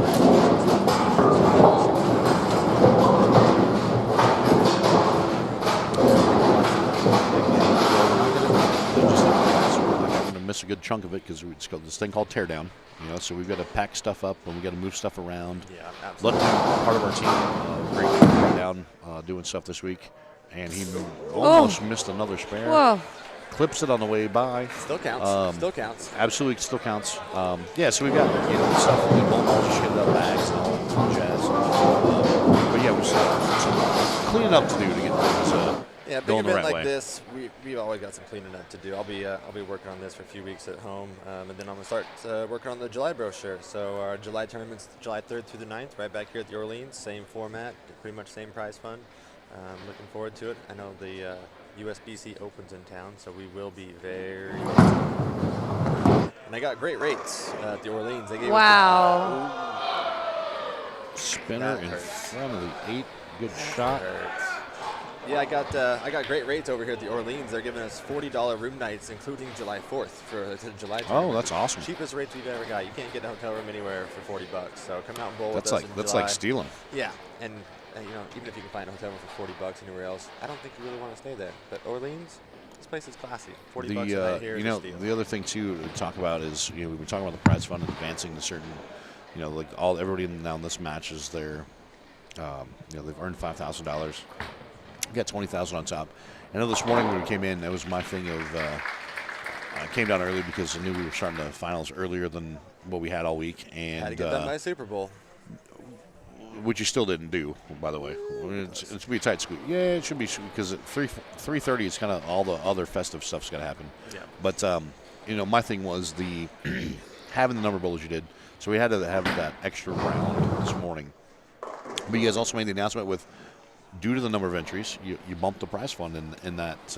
Little bit, yeah. 200 went to 250. Was there other adjustments?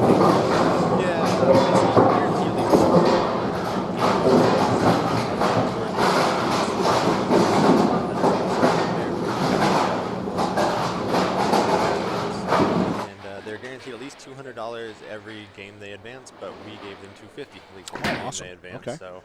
I'm sure all the guys seem pretty happy with it, made some good money this week, and these guys out here in front of us are going to be the ones that are going to make some really good money. Yeah, so, and Jamie, that's I'm glad, another thing I'm going to ask you about, too. I'm trying to explain how the scoring system works and the whole thing.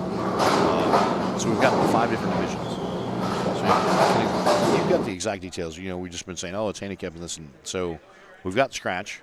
We've got the senior now. Is the senior scratch or is that handicap as well? We have 3 scratch divisions. Oh, okay. They're age divisions.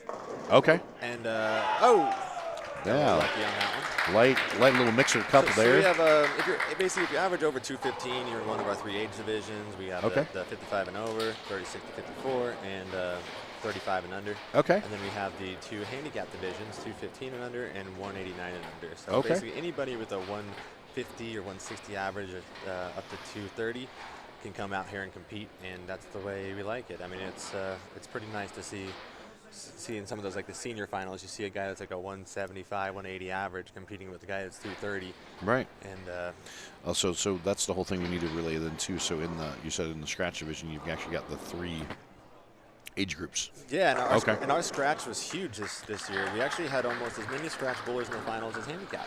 We had, I think, 100 scratch bowlers and 115 handicap. Awesome. And you know, and that's part of the deal. Talking to some of the bowlers this week, it's Kevin Gagnon down there, bounces back from the open, catches a strike.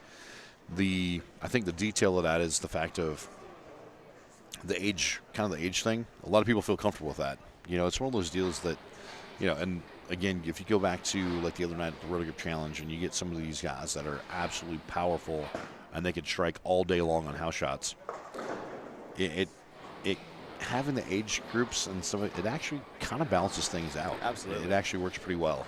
Yeah. Terry actually didn't look, he threw a quality shot there. It looks like he's a little off balance and washes out. So we'll see if the old guy can run this down for the frame. Yeah, he's a little bit better than that. I've known Terry out here for a while. Oh, he's been around he's since I think shot. before the Orleans was even built. Yeah, he's good though. I mean, he is still good and consistent. And just like that, That's what picks I'm up the talking washout. about. Exactly right Can't there. pick him, you know, misses the 10 pin, but he can pick a washout. Yeah, that's kind of how that works. But so anything else? What's shaking the tournament office? I know you. We're just writing checks. We're writing probably about 200,000 in checks today. So we're getting them out as fast as we can. That's awesome. I think I already wrote about almost 200,000 just now. And then there's another 48.5 coming out of this match. I know Kevin Gagnon is eligible for the progressive pot. So if he wins the whole tournament, we're going to actually do a little bit more bowling and see if he can win the progressive as well. And what is the detail on that? What's the progressive pot? It's brand new to the TAT. I started progressive pot. I'm trying to basically raise the first place prize is the goal. So the first place winner can now win 20 grand plus the progressive pot. It costs $10 to get into your qualifying squad. Okay. And it's up at 5 grand right now. No kidding. So you can win 20 plus the 5. By the time the July tournament rolls around, it'll be at least 10. I'm hoping to 15,000 for the progressive. So you said he'd have to bowl another game. What would he have to do? He has to bowl 3 strikes across 3 lanes. Oh, so just like the shootout then. Yep. So the winner of the tournament, if they qualify, so he's the only one of the 5 He's the only one that got in it. Yeah, it's new to the tournament. I'm not sure if everybody actually even read the brochure and saw that. By the way, I can't even read the brochure. There's too many words and not enough pictures. There's not enough. It's not a picture book. I'm the American generation. I'm like everybody else now. I want videos. I want pictures. I can't read. Come on, man. Coloring books. I like coloring books. Yeah, a lot of our guys, they don't read. They know I'm there in the back office, so they just come up and ask. And Bobby catches the second strike in 3 frames. He's found a look. He's found something. You know, out there. and honestly, if you look at the big picture right now, this match, nobody's really taking control. It's kind of a back and forth, and anybody's game. A lot of people, you know, veterans, you know, from Terry all the way to Kevin to Jorge, you know, Donald's down here. They're just kind of all looking at the scoreboard, thinking, going, "Man, I can be the guy for 20 grand." Yep. This is usually the time in the match where somebody steps up and pulls away a little bit. So we'll see here in the next couple frames where everybody's going to finish. Let's see if you're the cloud like Gary, and all of a sudden, you know, nobody's going to strike the rest of the way out. Hey, that will happen out here too. This is a tough pattern put on by Kegel, the Kegel Phoenix pattern that they made. Rolls a 5-4, leaves a 3-4. But the pattern worked out great this week. It kept scores down. Oh, absolutely. It was very playable. you know that, and that's. I'm glad you mentioned something about that, and the scores were down. For the most part, some people coming in early in the week, they're like, "Oh man, scores are high, this and that." And they go, "Have you really looked at the scoreboard? You're like, with this many people, you're going to have some people match up, and they're going to get a good look." Oh yeah, absolutely. But then once you get past like the top 3, 4, 5 spots, like the one I forgot what we were doing the other, the scratch shootout, and the way the scores fell, it's like it was 7-20, and then it was 7-7-7, then it went from like 690 to 660. Like Yep. there was like a 30-pin fall. Yeah, there's always somebody that hits it. That tells you that, the pattern, and that's really been the big thing too. Explain not only the bowlers here, but the folks watching at home, that you're not used to this kind of stuff, and it's a fact. It's a 37-foot pattern, like you said. It's built by Kegel, and specifically for the TAT here. It's for this type of thing. So again, there's no right or wrong way to play the lanes. There's people. You got righties, you got lefties. There's a good one. There's number two. He's throwing up the 2. That's 2. One more, and he'll match his total from a year ago. When he won, that was the 3 Gary Brooklyns in a row. 3 Brooklyns to win the TAT before. So we'll see how that all shakes out. But yeah, the pattern's been great this week. Hagel did a great job. I worked with them. We got something very in tune where anybody can play. So we wanted to make sure that everybody had a chance to get in, no matter if they're a cranker or a stroker. We want everyone to have a good look out here. Yeah, two-handed, left-handed, backhanded, and this pattern's upside never down. Exactly. This pattern's never been bowled on before, except for this week. Like I said, that's a good one. Terry throws a good shot, recuperating after a couple off shots. But yeah, I've been making the patterns myself the past 3 or 4 years. And, by the way, I love you like a brother, and you're great at what you do. You and your wife and your team.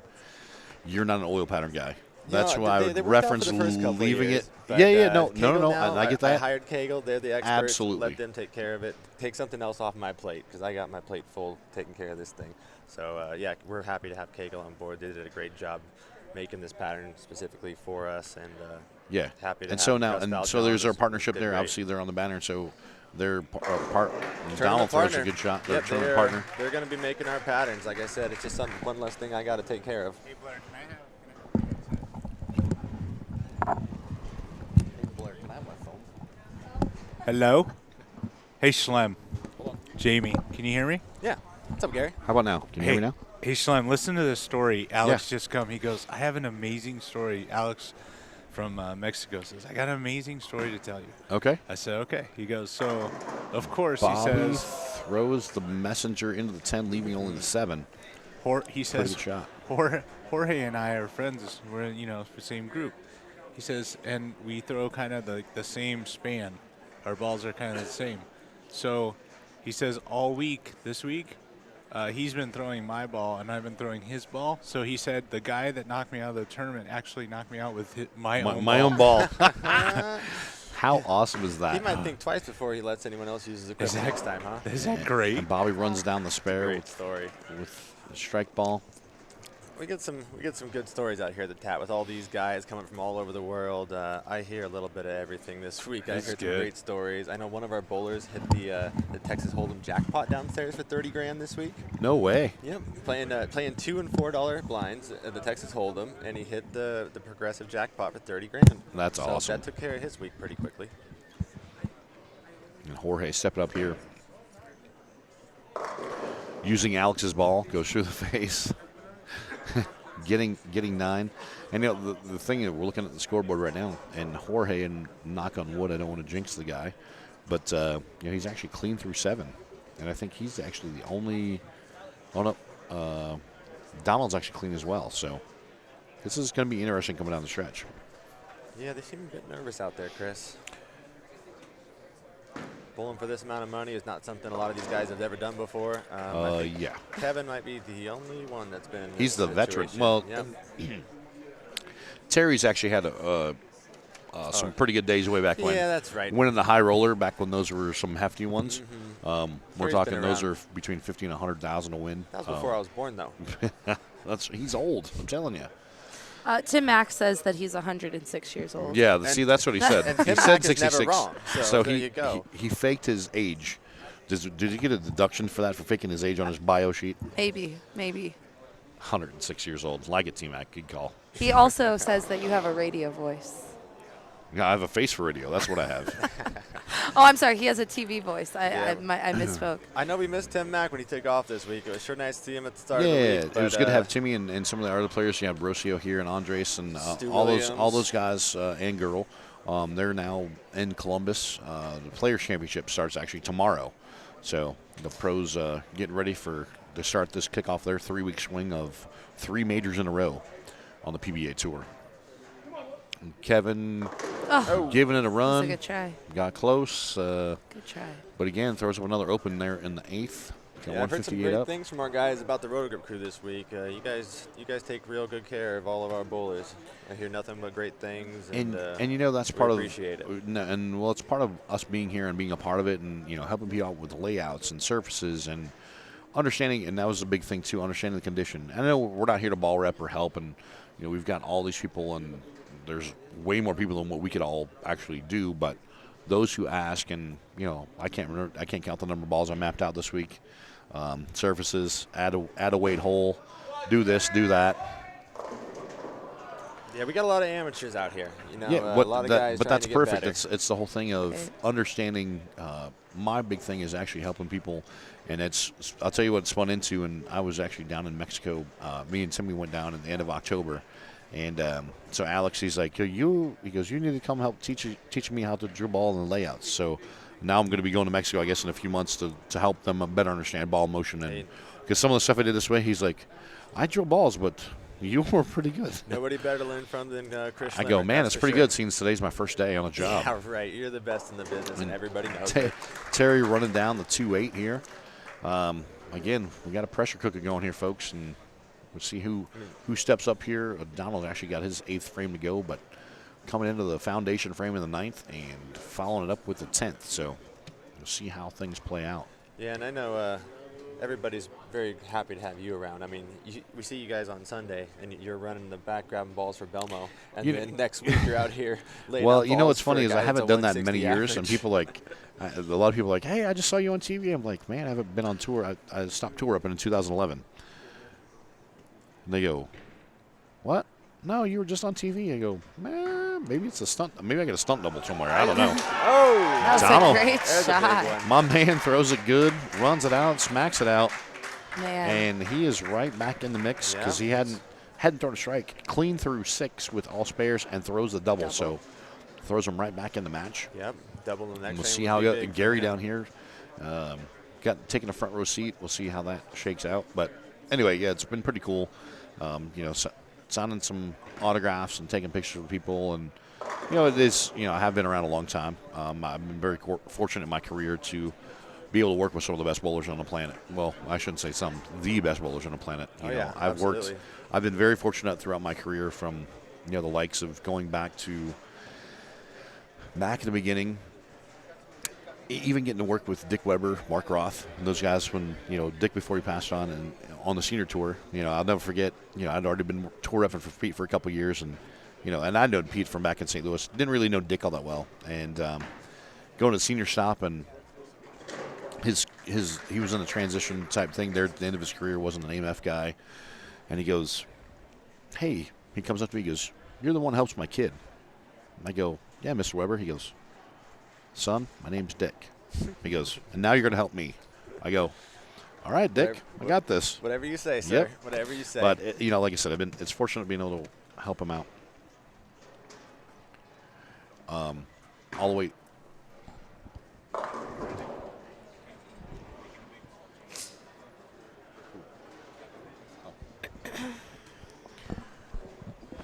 So, but yeah, I mean, like I said, going all the way back to, and Mark Roth before he spot in his career, he worked with, Walter Ray, I still and Pete remember and Norm and all those guys. when Belmo won his, back-to-back Masters, and I saw you run into the locker room. Like, I think that was the fastest I've seen you move, actually. Took off running. By the way, I used to be able to run a lot faster. Now I've gotten older and fatter since then. Hey, sorry to interrupt. Yeah. Question in the chat room. Yeah. I know we have gone over it a couple times, but as we're going into the 10th frame, can we just remind people that are just tuning in who's all bowling and.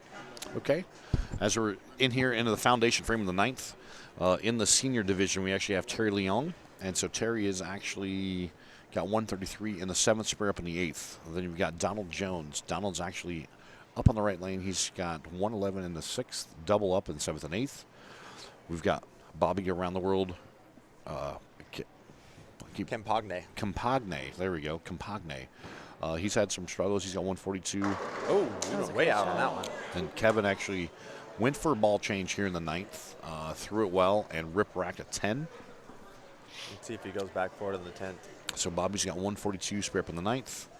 As we just mentioned, Kevin's got 158 off the split with looking at 9, looking for a mark. And an interesting fact about Kevin, if he did win this, he would be our only repeat champion. We've never had a repeat champion in 17 years, about 35 tournaments, I think, total. Never had a repeat champion. We've only had 2 people in the top 5 runs twice, it over. So this would be something special. With our format, it's really hard for a guy Yeah, to so we get got, there twice. and that's for those keeping score at home. Because Kevin actually won it as a handicap, so now he's automatically got bumped to the scratch.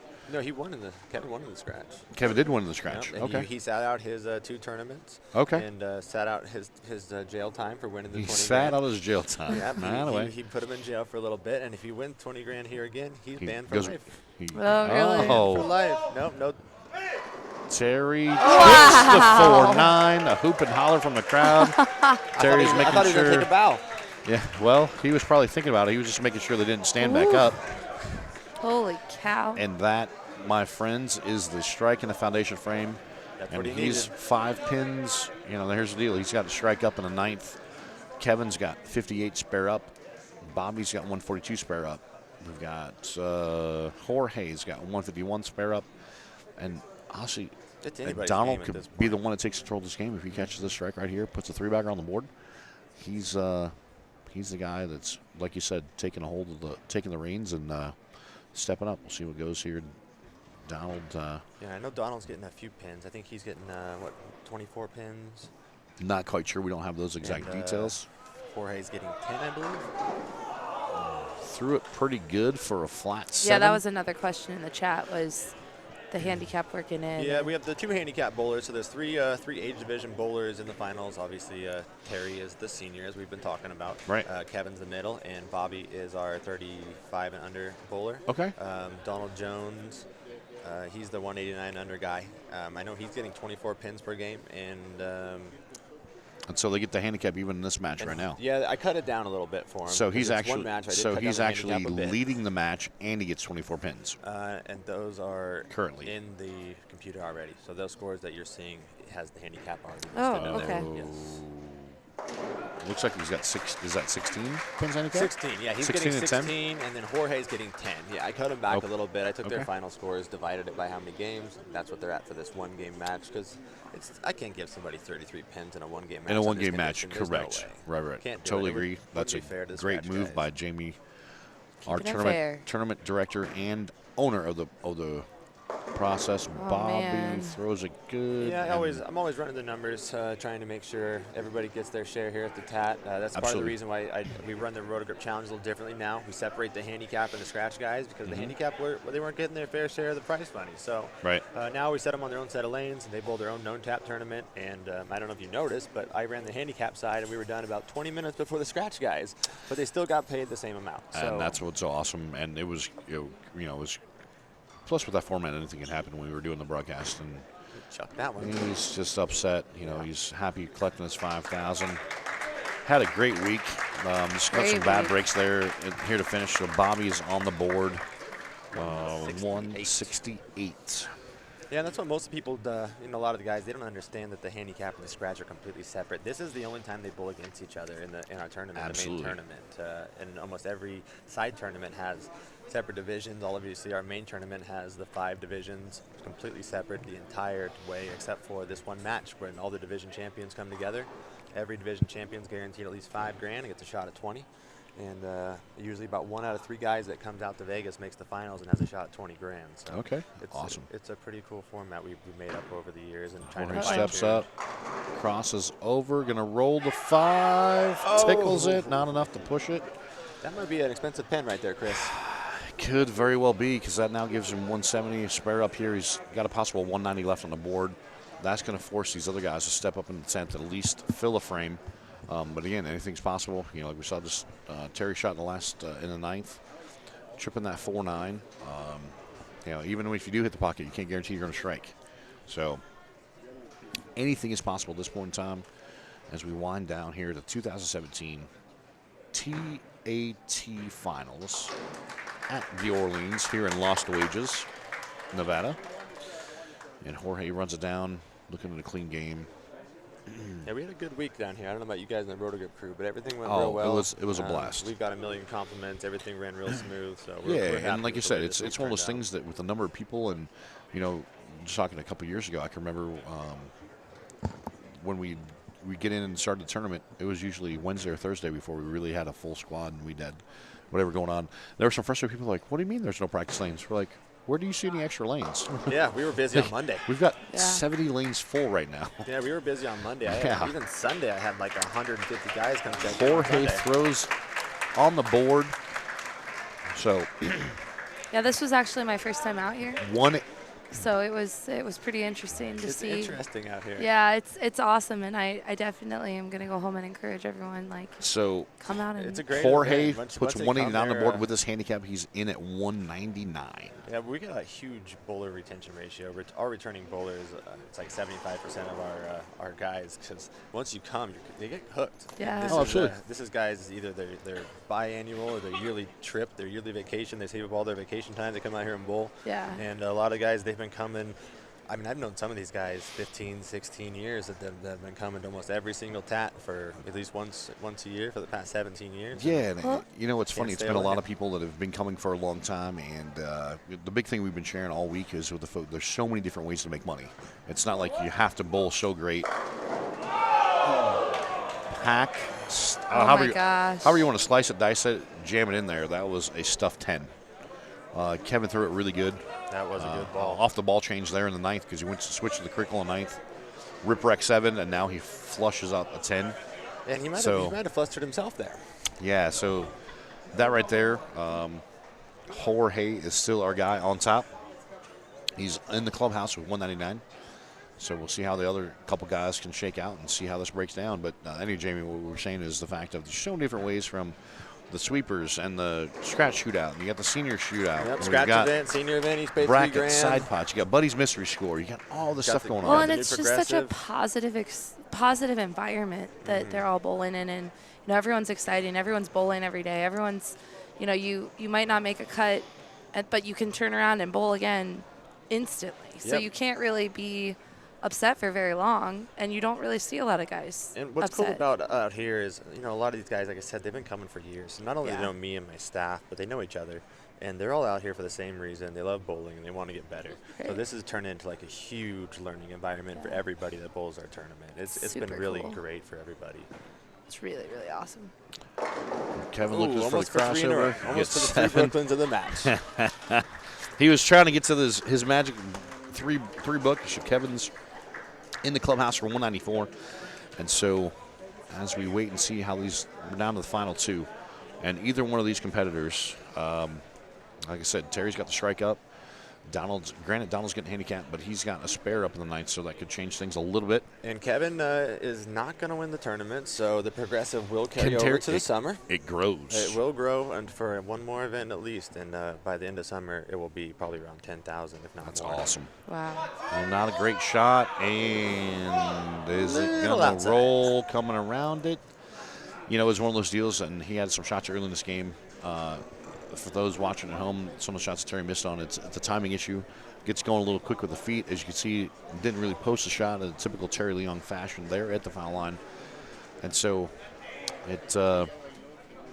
we'll see how it works. It's going to put him on. He's got a max score of now of 193, so he is actually out. But he can come back and bowl. He's still allowed to come back and bowl. Still allowed to come back and bowl. He's 106 years old, so next year he'll be 107. Yep, we'll have that as division. Timmy Mack says, well, just name it that, the Terry Leong division. And so it'll be interesting to see how this shakes out with Donald Jones actually has it all but locked up as long as he plays his cards right. And so Terry goes for the face for 7. Do you need to? He's putting I 190 need up to, on the board. hop out of the booth for a minute, guys. It's been a pleasure hanging out with It's been you. I have a real. little bit Yeah. more. It's been fun. I got a little bit more work to do. Jamie, I got a little bit more work Thank to you. do. Yeah, we all Thanks got that as for well. Giving us an inside look at your your job here. Yeah, so. my world in the back office. That's it. I didn't get to see much bowling this week, but we were busy, so we did our best to keep up. We ran on time almost all week, and it was great. Okay, folks. I got a little bit more work to do, so I'm going to get out of the booth and all for the wheat right here. let Chris finish off this wonderful broadcast. Thanks, guys. Okay, Appreciate thanks. having me on. So as we're stepping up right here, and the crowd's starting to get a little chirpy, and some people crowd control, trying to keep it on the down low. And we'll see how Donald steps up here. Needs this shot here in the 10th. Throws a pretty good shake and bake. That's all right. You put it on the board for 20 grand. Our champion in the handicap, coming out of the handicap division, Donald Jones, originally from Houston, Texas, now I believe California guy. I think he's still kind of in shock. He doesn't really know what happens. I mean, he was pumped about some of the shots, and all the competitors just walked up, shook his hand, and he's kind of looking at him like, oh, okay. Oh, okay. Yeah, right. But yeah, so there you have it, folks. Donald Jones taking the 2017 TAT here at the Orleans in Las Vegas. Runs down a spare. I think now he's happy. You know, yeah. He was. I think it was concerned of. He didn't know if he needed a mark or what he needed to do. Right. And obviously Kevin and him seemingly are friends as they're both laughing. And Kevin's like, "I've done this before. It's cool.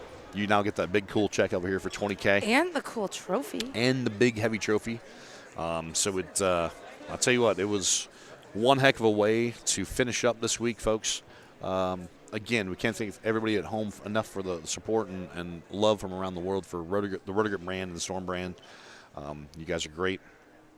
And again, we want to thank everybody for coming out here to the TAT and supporting this group. Jamie and his wife and everybody. And Donald slaps it off, and he's like, "Yeah, here we go. Okay, where's that trophy at?" Now it's real. Now it's kind of real. Yep. Now he doesn't have to throw any more shots, so he can kind of let the emotion go. So there you have it, everybody. We're done. Like I said, Donald Jones is our winner out of the handicap division, winning the $20,000 top prize.